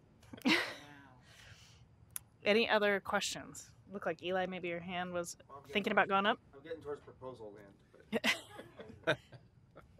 Well, real quick, then we'll just any questions or clarifications. Not questions, just comments. Go ahead. The concern that I have previously and is kind of the map that's up is we have tremendous investments in these transit streets, 82nd and out, and in some of the commercial areas. Downtown has seemed to have figured out, I don't know whether intentionally or unintentionally, not prohibited them, but made them difficult in some areas. It seems we ought to apply that same logic out in some of the other areas in Portland along some of the other streets on Interstate and that. We have a tremendous amount of investment. Again, we're trying to do more in especially East Portland, but Interstate, Southwest, we ought to look at that and at least for the ground floor, I would be encouraged by 100% of the use. That it seems if you make it difficult, I don't know about prohibiting them, but if you make it difficult, they probably don't show up. And I especially around the transit streets, and to the extent that we can make it difficult or make that cost more, because I'm intrigued by what Chris said. When you talk about the Pearl District and they built a new one, I guess, in the Pearl District, that's valuable land, at least in my mind. And I'm not a real estate agent, but and if that works there, if you look at East Portland, it works for sure. I mean, kind of the economics and the analogy there. So I'm concerned that if we don't make it a little more costly, they still may come, but at least raise the bar from that standpoint. So if I could it sounds like what I'm hearing then from Commissioner Baugh is that if you had a more significant requirement for active use on the ground floor or a limitation on this particular use on the ground floor, you'd be more comfortable. And I guess I'd probably, if the commission wanted to go in that direction, I'd look back at Shannon to figure out what that number would be. I would say that probably couldn't be 100% because there probably has to be the way BDS would look at it is some portion of the use would have to be able to access the ground floor to get to upper floors and things of that nature. Yeah, I was going to kind of piggyback on that. So let's take, for example, you want to store a car up above. We're going to need an elevator on the ground floor to get it up. And many of these locations, maybe it's not full-time, but a lot of them do have full-time staff there in a small office, and that would ideally probably be on a ground floor. So especially if there's an elevator access or lobby type access to get people up. So there would have to be a certain percentage of the use allowed on the ground floor for them to function up above it. Mm-hmm. But I'm looking at if you can take the rest of that use and make it, I mean, we've listed out a number of other uses that it could be. Right. Any other comments? And then Eli really is ready to make a proposal. Katie, go ahead. And then Jeff. Okay. I'm not sure if that's on. Is that on? Yeah. So I'm just looking at the commercial, the CE, and a lot of that is on prime real estate in East Portland. And I'm imagining, I guess I'm a little worried about the CE along 122nd and 82nd. And were we thinking of including CE in those restrictions, or is that appropriate, or? Go ahead, Barry. Do you want to clarify? At this point, we hadn't proposed to include CE in a limitation on the overall floor area. The limitations about the amount of the amount of active use you could have at the ground floor, the requirement for an active use at the ground floor, or we could turn it around depending on how we characterize this based on Commissioner Baugh's proposal, if there is one. That would apply to CE. So that would apply to any zone Okay. except an industrial zone at the ground floor. Mm-hmm. But overall, it wouldn't. And the sites that you're looking at here on 82nd, that, for instance, is Eastport Plaza. Mm-hmm. And then again, here you've got a shopping center here at 122nd and Halsey, and another one that I think was a former Fred Meyer down at Stark and 122nd. Right. So pretty big lots, yes. Right. Which are all on, all of those seem to be on a neighborhood corridor or a civic corridor, which, again, if we go the route of active use, takes care of the pedestrian environment. A portion of the ground floor, but on those large lots, the area beyond that, 100 feet potentially could have some storage use. Yes. Yeah, and I could just see a storage things going in out there, because at this point that those properties are not that highly valued. So I guess I would just worry about it a little bit. Yeah. Jeff, I think you had your hand raised. Oh, I have a comment. I'm not sure where it leads in terms of proposal, but I am concerned that we don't regulate this to the point where we kind of take self-storage units out of the marketplace. They are a product that goes with density. I mean, if we're going to build more housing units and we're going to increase density, and they're inevitably going to be smaller units, there's obviously a need for these. So I don't know. It's become sort of a NIMBY thing. Yeah, but we don't want them in our backyard. And if the answer is let's put them all out in Tigard, then maybe we just ought to admit that that's what we're doing and let people drive out to Tigard. But so I'm not sure which of the proposals best addresses my concern, quite frankly. But I think we need to be careful and not regulate this out of existence because we just wish there was something better than self-storage. But if we're building all these apartment units, obviously the market's telling us the residents of all these apartments want this. So I guess my thought is let's be careful on how much we overregulate it. Let's at least leave some reasonable supply of land to accommodate an urban need. Yeah, I mean, I guess, so for what it's worth, I am not inclined to prohibit the use anywhere except what you've already proposed. Any further than you've already proposed would be a better way to put it. I'm concerned about the pedestrian environment and what happens outside of that pedestrian environment, especially on our transit corridors, I think is okay to support. In other words, if it's a deep lot and storage happens on the backside of the lot, but that street is active and engaged, and we're supporting the investment that we put into transit corridors and commercial corridors, I'm comfortable with that. Go ahead. Well, I think Ben's been trying to jump in. I saw him turn his eyes. So Ben and then Andreas.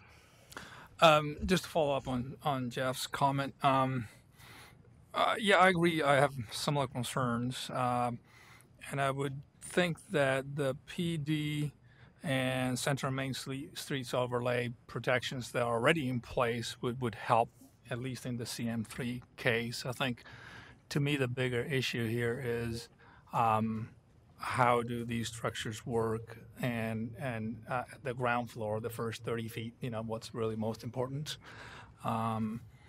So I have less of a concern on whether it's on CM3 rather than really what are the limitations of the ground floor. And I think the 25%, the way it's written now, gets closer to that. Andreas? I thought what Katie said was really interesting because I think the conversation is mainly focused on transit investment and how we honor transit investment and make sure active use is used in the ground floor. But within the context of East Portland and the multi-year conversation around employment and some sort of employment services, and when you have self-storage as a comparable use to a Fred Meyer, those look very different in terms of employment and mean very different things for East Portland. So that seems to be a little bit separate conversation than how much of the ground floor do we allow for active use, but I do think it's important to think about what it could mean, because I think what's been on my mind in this conversation has also been do we make it harder for self-storage to exist? And then if we make it harder for self-storage to exist, it's going to go to where it's easier to exist. and if land is cheaper in East Portland, and it becomes easier for them to then relocate to East Portland and to replace employment land with self-storage because the central city made it too difficult to have self-storage, then that could hurt some of the city's goals to help employment prospects in East Portland. Eli, are you ready? Go for it. I am inclined, as people have said, to let it be a eligible use. I would be, I guess if I'm going to toss an idea on the table, I would say to cap it at 50% of the site's FAR, not allow it on the ground floor except for minimal uses in the CM3 zone. And that might be a poison pill for smaller sites because the financial feasibility might just be knocked out. But I could also imagine there being larger sites. One of the neat things about the CM3 zone is if you have assembled a few acres, a larger chunk of land, then you actually get to do a development which gets bigger in the middle of it. If I'm remembering that correctly? Yeah, we have a master plan, or it's called is a plan development provision. Yes, so you could go higher. Yeah. Yeah. So if someone actually had a larger site where you're providing a lot of housing, retail, all the great things we want to have there, then I could see you needing to have this as a use folded into it. And this would be a way of providing parameters under which that would happen rather than a prohibition. My first thought coming into this was that why don't we just outlaw it, and then if someone feels they're getting gored, then they'll bring it up to city council and we can back up to one of these ideas. But thinking through like some larger sites, I could imagine there being a large development project where it would be important to have that as an element within the development. And the CM3 zone, through that description you shared, allows that kind of development. Then I could totally see the need for there to be self-storage within that project. But in the big picture, CM3 is a pretty small area of the city, targeted where we put huge public investment. So I think that from a pedestrian standpoint, we should stack the deck to make sure that we really get that active environment we're looking for at those locations, and recognize the self-storage doesn't just have an impediment to pedestrian use, but it can displace people living there, other uses upstairs. Thanks. I do think, it completely depends on the site conditions, as you were kind of laying out, but the 50% requirement can be pretty problematic to making them work, understanding how these kind of get put together. It's very modular. It's a series of boxes that kind of get stacked, and there's a certain bay depth that works and corridor depth. And again, think about a car coming up on a second floor and you're trying to. So anyway, I'm trying to think through. Now you start limiting the 50%, and especially again if you're trying to encourage, let's say, a great retail base, but you want to go ahead and put a ton of storage up in the air, you're investing a fair amount, and then to limit what's up in the air 50% additionally, I'm struggling a little bit personally. The ground floor is more important to me than the 50%. Yeah, and I would agree with that, and that'd be kind of where I'm inclined to go. Any other comments, thoughts, motions? Just following up with what Eli has proposed, I'm not against prohibiting them. What I am very concerned about the ground floor, and to the extent that we can, as Kat mentioned before, limit what the use of their actual use for storage on the ground floor, and that there's a very high percentage, 70, 80, 90%, whatever that is, of the ground floor for other uses. That seems to me to get to the point that if you have a very large facility, the majority, high percentage of that ground floor is some kind of other use than storage. As they start going up, I'm less concerned. I am concerned because we may be losing employment, we may be losing housing, but I think it puts a challenge for these developers. And to an extent of what Jeff said, somebody has figured out there's a need out there, and they're building very expensive buildings, and I don't know whether they're profitable, but if you're building them, someone has figured out that they think it's profitable. So Barry, do you have a proposal for? You said you had some other proposals kind of pulled together. Well, if I can jump back,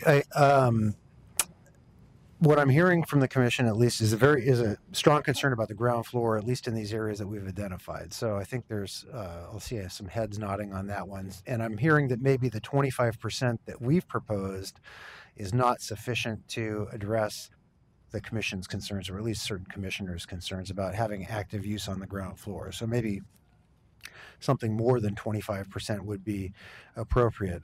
Did kind of confer informally with Shannon about Central City, and it sounded like 50% is the number that the Central City has used about how much of ground floor either needs to be in an active use, or maybe it's a prohibition on certain uses. So that might be something to consider rather than the 25% number that we've offered at the ground floor. Maybe a 50% number on this array of streets and transit stations that we've identified might be a more appropriate proposal. Again, staff's proposal was, what was staff's proposal? Staff's proposal was 25% with dimensional standards. That number could be changed, and that would be relatively straightforward. We could use the code that we've proposed with just a different figure in there if that's the direction the commission wanted to go in. But that's the proposal we have now. And then again, on the CM3 zone overall use allowance, staff was comfortable not further regulating that. But we did want to leave it to the commission to kind of debate that issue and come to some conclusion on it.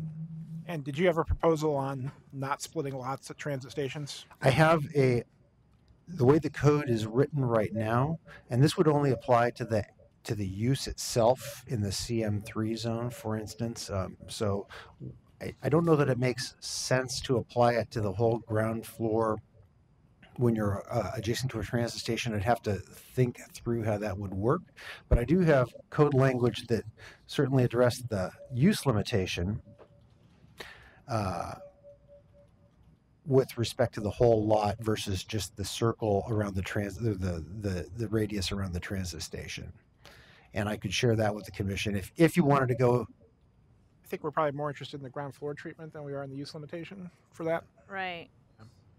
I mean, it seems like that's what we're hearing. So if I'm following this correctly, it's when you have a transit station that's more than 500 feet away, you hit your circle. There's a portion of your building that you've now captured a portion, or let's say a corner of the lot that Right. your building's on. Personally, I'm inclined to support kind of what Chris's notion was. But okay, you've now triggered the fact that you have to hit whatever active use requirement we're about to work through here. And it's not about use, it's just active use At the ground floor. at the ground floor.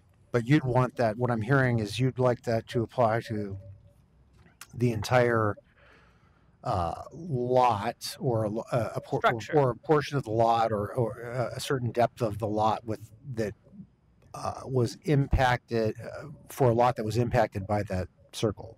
So if your circle intersects, as soon as the circle has intersected your lot, your Yep. project, Yep. you are now subject to these active use requirements. let me just look over my shoulder and see if we could can do write that. code that would do that. Shannon, come on up. I'm confident that we could write code to respond to that if the commission wanted to do that. What I would ask is the commission just direct us to do that and give us the license to go ahead and craft that code so that achieves that effect. And you would see that in the follow-up recommendation that you would get before you go before we send it to City Council. And personally, I'm okay with that.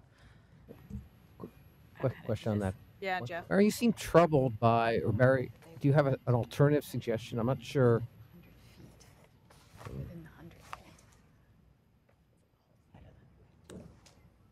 I'm sorry. I Is missed that there a way to question. handle it? And I'm not sure how this would be done, but you seem to be suggesting there's a way to do a proportion or a percentage of the structure. So it's Cat's situation. The circle just hits a small corner. What would be an alternative? How would you develop it in a percentage of the building? I'm not sure how that would work. And I think let's just talk about if I can, just talk about the ground floor, because I think that's what we're talking about right Ground now. floor. Active use. Ground floor active use. What we're hearing is that the way we've got it structured right now is we said the portion of a building within 100 feet of one of these transit streets, which are the blue lines, and then we said Well, it's really the transit station that is the issue. that's the Because one once that you're on you're Transit Street, you've got a whole frontage, and Correct. your whole frontage is required. correct. It's Yes. the transit station thing that's a little wonky It is a little because more I'm now challenging. to 500 feet implement. away, and I got a little clip of the corner of my site that's now within that 500 feet. Correct. So if you're only going to take, if that clip is 50 square feet, and now I have to hit my active use requirements for it, it doesn't work. So it's like you might as well just say the active use requirements apply, whatever those active use requirements are for the whole building.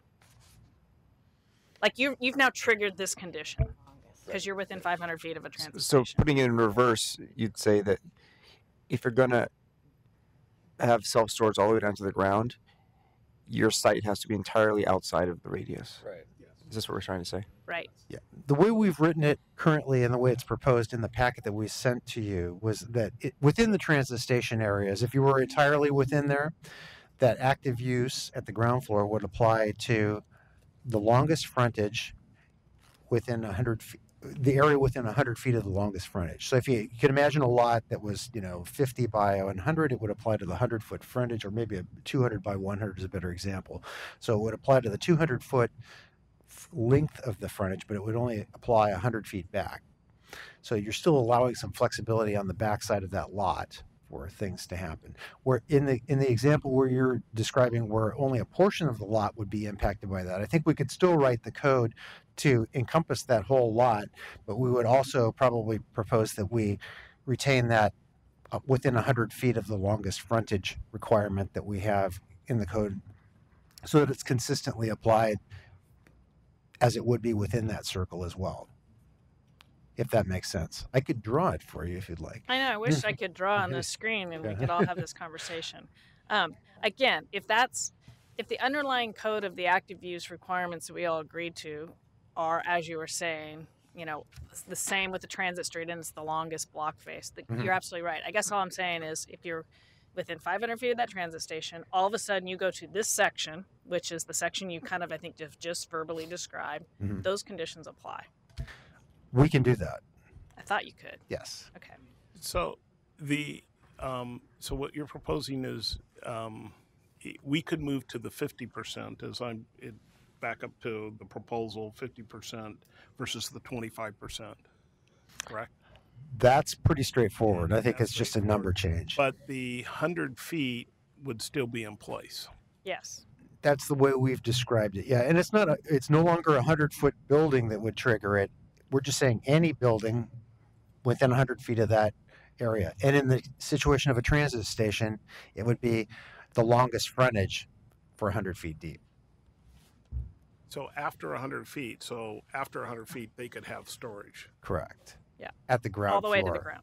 Yeah. All the way to the ground. So you could imagine a building that was a full block. The first 100 feet of it would have to have 25 or 50% of that floor area would have to be active. And on the backside of the building, presumably the backside or another frontage of the building, could have storage all the way to the ground floor. Yes. At the same time, if it was only a half block, you're in the situation where now 50% of that half block is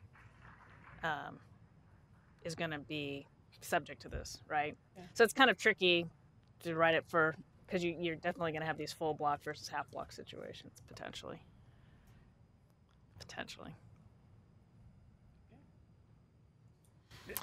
The concern I have with the 100 feet is for the really large lots where you, like East Portland, you have a Fred Meyer, you're only going to go 100 feet, and then the whole backside and you're losing that opportunity there for something. And again, it's about the ground floor. It's not about floors 2 and up.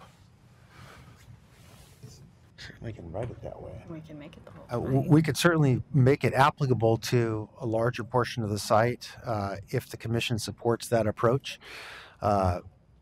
In some respects, our initial concerns, and I think the concerns we heard from the community and their testimony, was about the frontage on the transit street and activating the street frontage. wasn't about the use of the entire site. In fact, you may have even heard some testimony about that. But we certainly, if the commission wants to go in the direction of regulating, the use over the entire ground floor of a site that's within that distance, we could write the code to respond to that as well. Well, it seems all you would do is strike within 100. Well, you'd still have, you'd strike the requirement of the first 100 feet of depth. Yeah,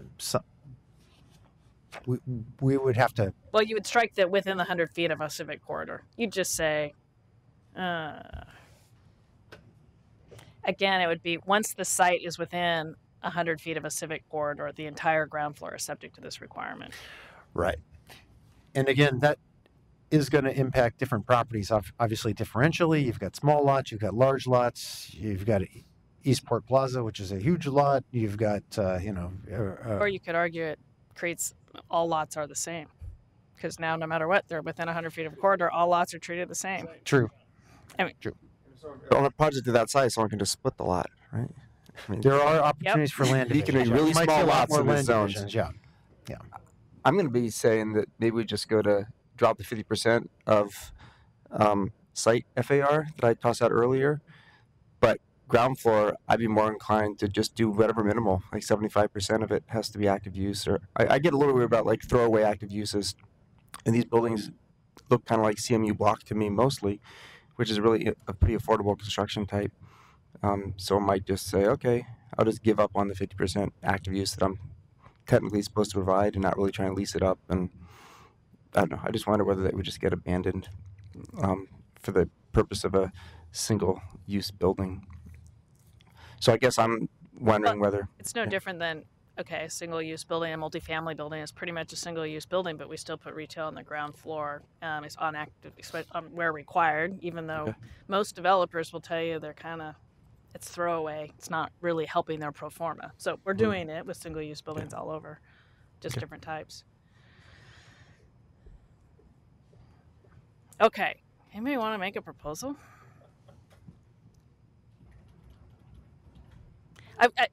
Okay, go for it. Okay, that proposal with 25% change to 30%, and the entire lot gets affected if it falls within the radius.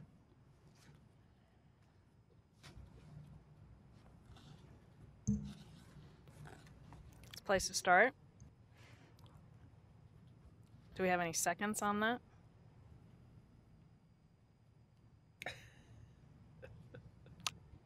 No. Can I clarify? Did you mean the whole lot applies in the 500 foot of a transit station situation, or in all those situations where you're within 100 feet of a street? Because they're kind of, as I understood the discussion, those are kind of two different circumstances.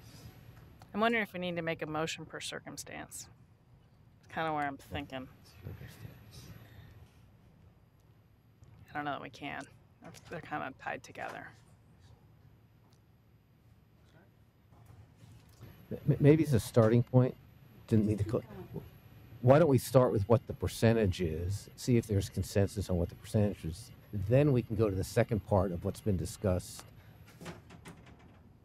I think the tricky thing on the percentage is I was going there too. It's the 100 feet within a court of the right, and so it's either is it the entire block or not? 50% of an entire block, or a certain percentage of a. I mean, of a frontage. Of a frontage. Thank you.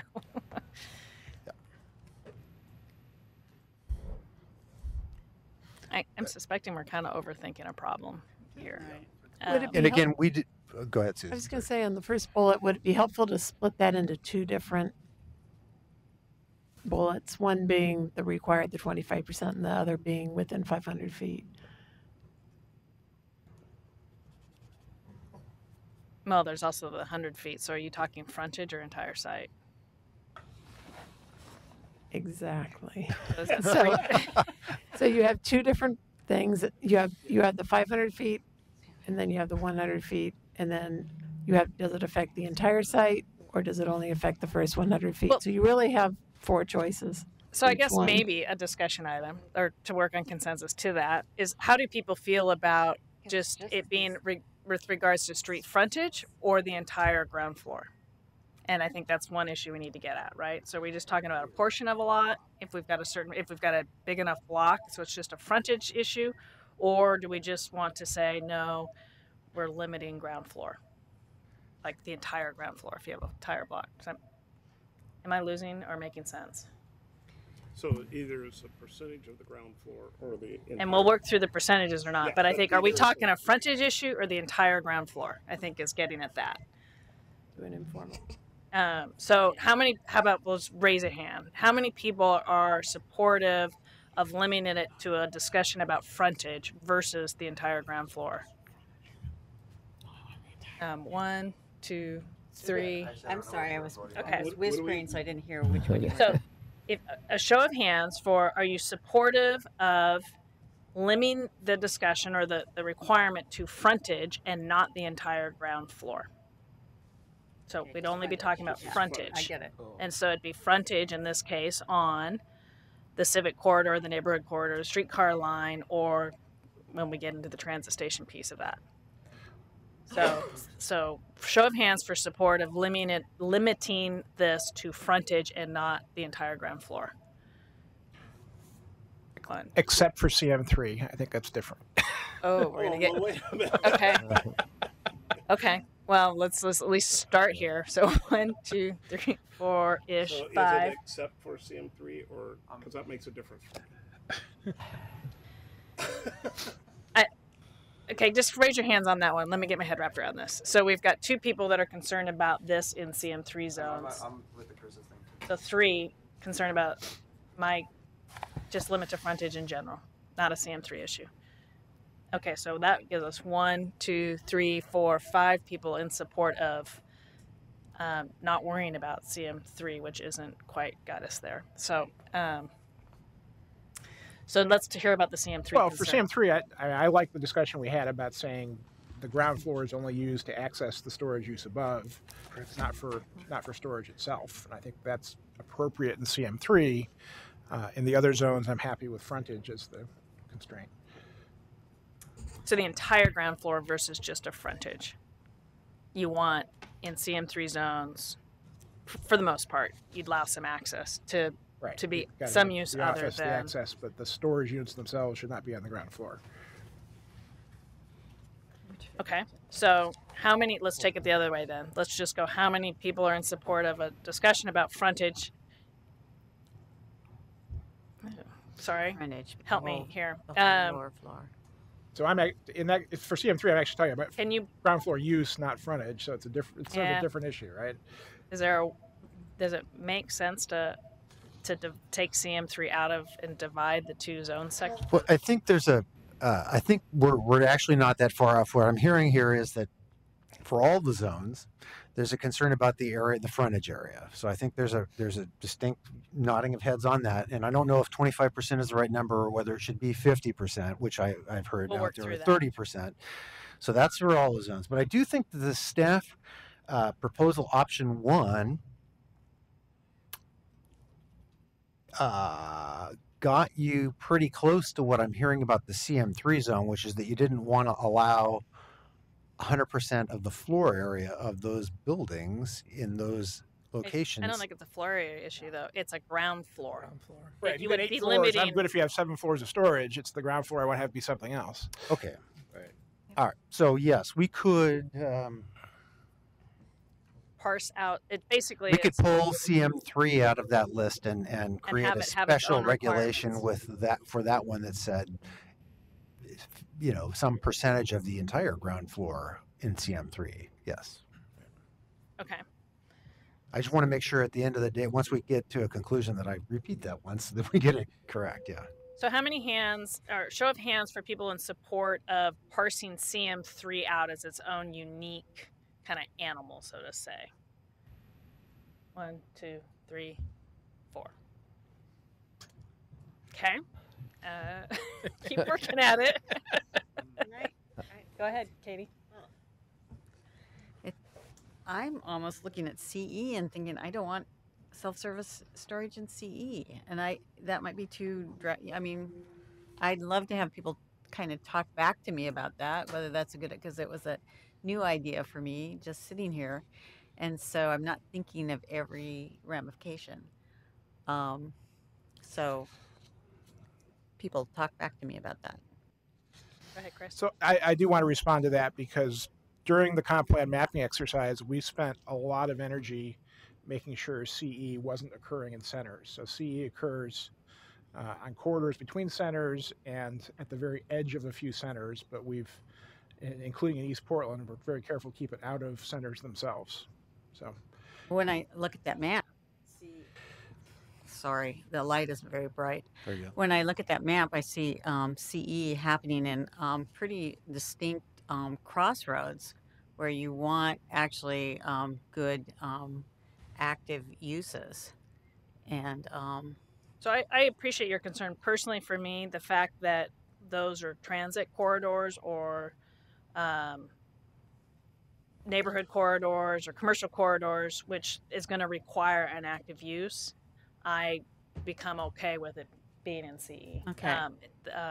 But I don't know about others. Please weigh in. No, I appreciate that because as a neighborhood activist, the zoning is something that I need help fleshing out my thinking on. Can I offer Yep, go ahead, a Andre. compromise? Please. Thinking through this, the ground floor use and really the transit streets is a concern, but then when you get to the CM3, it's about the entire use. And one way it seems to me to kind of solve that is to maybe to leave the language alone as the proposal had and just increase that to 75%. So that you're forcing that first 100 feet to be predominantly the 25%, hopefully is for use that would be for the storage unit, but the other 75 would be for the active uses listed. And that seems to me push at least for the first 100 feet and in the CM3 predominant active uses. But it pushes everybody to a predominant active use, and instead of trying to slice and dice this so that we're trying to be, fix one and fix the other, just broad brush it. I totally, I see where you're going with that, and I think that makes some sense. Mike, one thing, so just remind me again, Central City, is it 50%?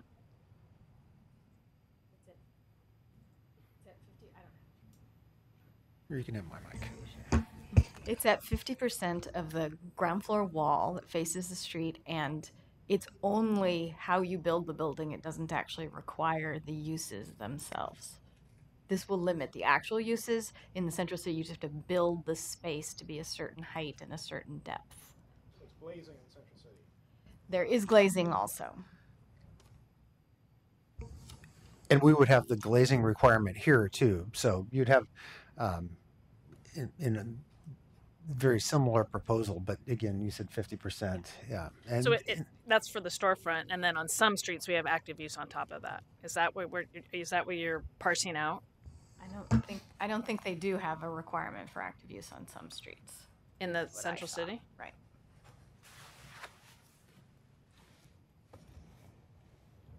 Huh.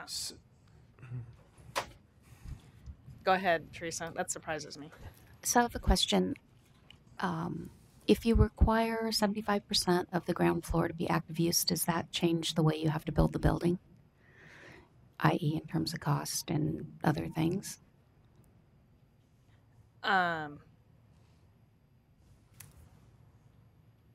Yes, there'll be a cost implication.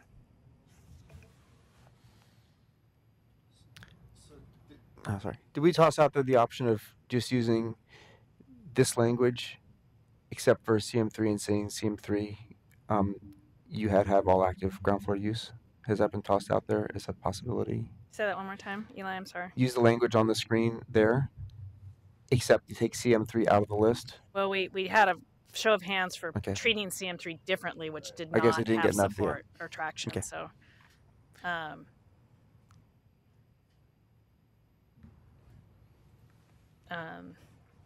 I'm kind of a little bit at a loss of where to go from here. I thought I had a way forward. I'm open to suggestions.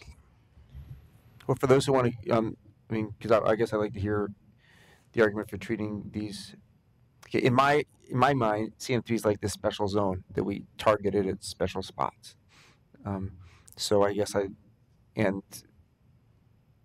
there's currently self-storage is allowed in any of those zones. So I guess I'm trying to make the case for what I just proposed, that CM3 is selected for the best long-term parts of our city to have great pedestrian, walkable, active ground floor uses. And other parts of the city, we have to have a whole array of things. And I guess I want to hear maybe someone would share the opposite side of that one, why we would treat these zones all the same. I guess personally, what maybe I keep kind of going back to is, if we're looking at the central city, and we're actually talking about a limitation here that's more than we're even putting on the central city, which I find a little bit perplexing. I mean, I'm all about how do we create a great pedestrian environment, and if that's really around transit streets is where we're trying to have the energy, and keeping those transit streets active is important. But again, if it's maybe the street behind it is not as active, I'm kind of like, I think that seems like a compromise, and it's certainly one we give in the central city. I guess the other piece in my thought process is, I think CM3 zones are special. I think the land values are going to reflect that. So I don't think we're going to get a lot of these in the CM3, and maybe that's too wishful thinking, but I think by promoting a good pedestrian environment on transit streets, you're kind of hedging the potential there. So you're describing a model where we more like mirror the central city in the CM3 areas rather than go this beyond. This is even more restrictive I than know, the central city from what I'm hearing. But we could direct staff to mirror more downtown at the CM3 areas they'll get closer to the issue you just raised. Let's not go beyond central city. Let's just go up to it. I'm struggling, and I guess I'm willing to go kind of here, and thinking of it in a frontage way. It sounds, and I'd have to read the Central City Code more, but it sounds to me like the Central City is even more flexible than what we're proposing right here. I think it is. Oh, I got that. I'm potentially willing to go there. I mean, that's what I'm saying. It's a good point that I don't want to regulate this more than we do Central City. I think that's I'm wondering if I might throw out that the commission could really consider two votes on this. One is regarding this frontage issue, where I've heard that maybe 25% of the ground floor area is not enough because it's not addressing the CE zone as significantly, and there were concerns about that. I talked about the central city limiting it to 50%. Maybe one proposal would be addressing that ground floor for all of the zones and requiring 50% of the ground floor area within 100 feet of this corridor to be one vote. Or maybe we could vote on the staff proposal and then 50% as an alternative. And then take CM3 as a second kind of option. And what I'm hearing from what I was hearing from Eli was that you might want to consider that overall floor area limit in the CM3. So because those zones have more value, and just see where those go. I mean, where the commission is on those things. I don't know if I think that is getting at what I'm hearing, because it addresses the ground floor, and then the question is whether CM3 should have more extensive limits on it because of its higher value or presumed higher intensity use. We can certainly take that vote. We kind of did a show of hands and we weren't getting support for parsing it out, but I don't have any issues taking a formal vote on one versus the other.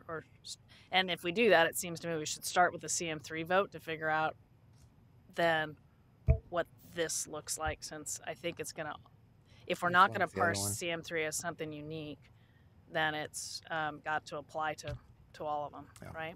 Yeah. So you're proposing this proposal just with the 50%?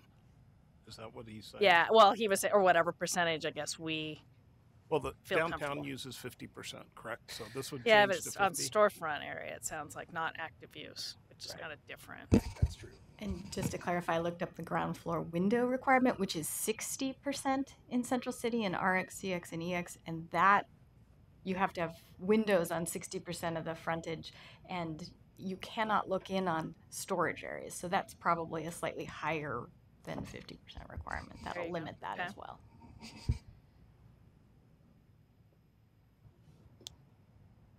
So how about just 50%? I mean, Okay. So does anyone, you want to make a motion on that?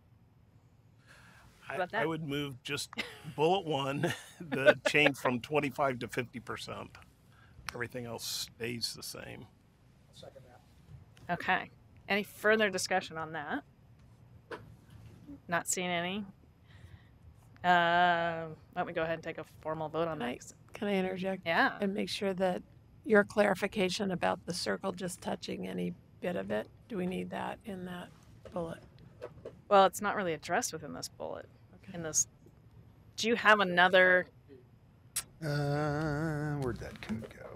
Great. Thank you for covering that, Susan. This is a different component of the proposal. I think if the commission wanted us to make sure that it addressed areas that were touched, the entire frontage where a portion of the lot was touching that circle, we could write it that way. I don't have an example of that Okay. code with me. So we'll take that as another vote. How about that? Good. I guess let's go ahead and do this formally. Okay. Backrack. Aye. Baugh. Yes. Bortolazzo. No. Heck. Yes. Larcell. Smith. Spivak. St. Martin. Schultz. Yes. Okay, so that passes. That proposal passes. So we now have all the zones requiring 50% of the ground floor area within 100 feet of a civic corridor. Can I make a motion to deal with the 500 feet? Absolutely. Okay, so I move that commission gives direction to staff to develop code that would apply the 500-foot standard, but cause lots to either be in or out in binary fashion, not portions of lots. Second. Right. Julie, let's do it again. Just to clarify, that's okay. Not applying to sites that are not within 500 feet of a transit station. Correct. So Right. So that 500-foot standard will be applied in some way such that a lot will either be entirely in or entirely out, Yeah. not split across the middle. But if you're touched by that circle, you're in. You're in. You're in. Yeah. Okay. Backrack. Yes. Baugh. Yes. Bortolazzo. Aye. Hauk. Yes. Larcell. Smith. Yes. Spivak. Yes. St. Martin. Schultz. Yes. We're making progress. Okay. Do we want to turn to the CM3 Yes. question next? Okay. So the CM3 was, again, should we do something in addition to the ground floor frontage areas in CM3 to further limit this use overall?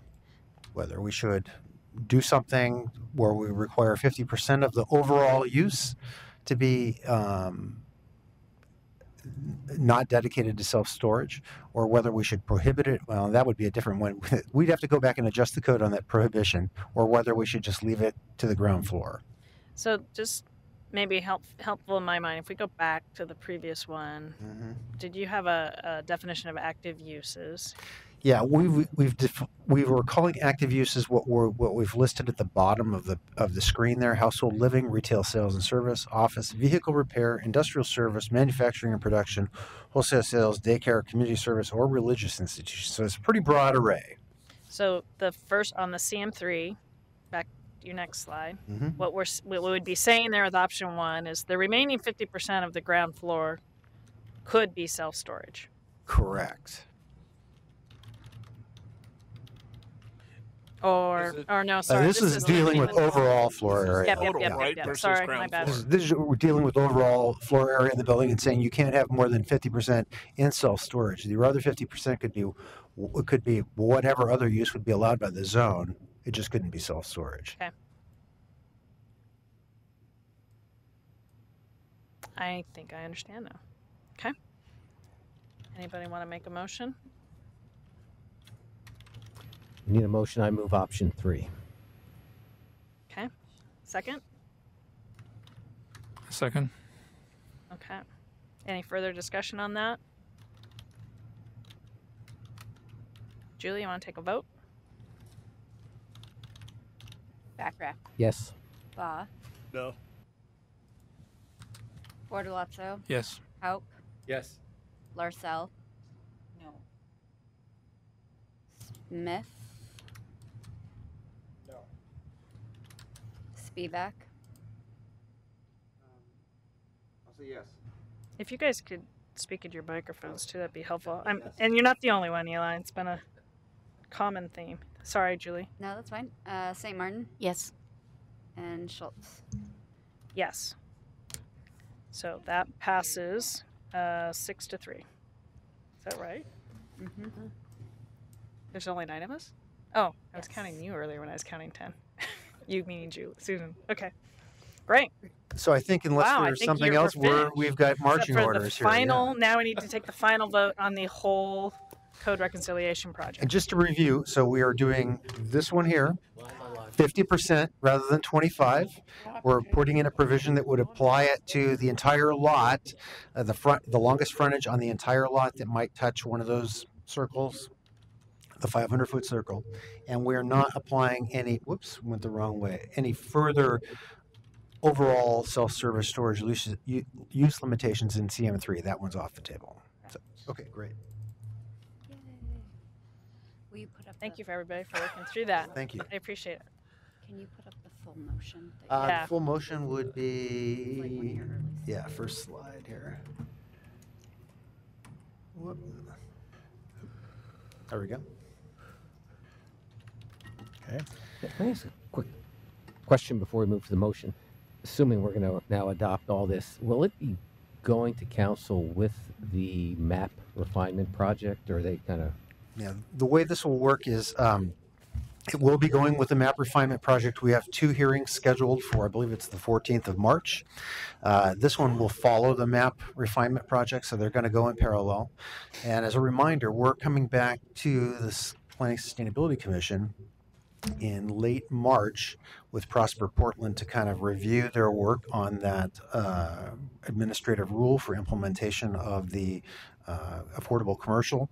Depending on the outcomes of that and your direction on that, we'll incorporate further feedback to council about that at that point in time. So we anticipate holding either the record open or a portion of the record open to accommodate your final kind of word on the affordable commercial going back to council in April. So we're not done, but we're close.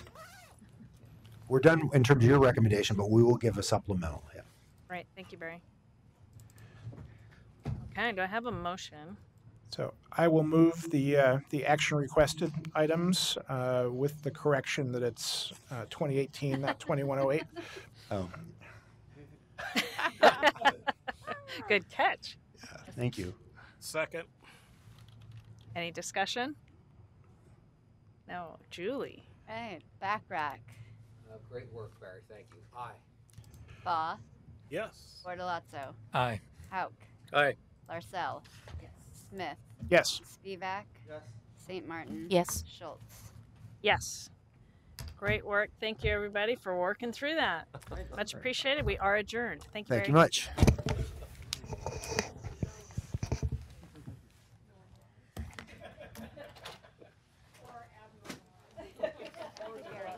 you just shut that computer down? Just how you would usually shut a computer down.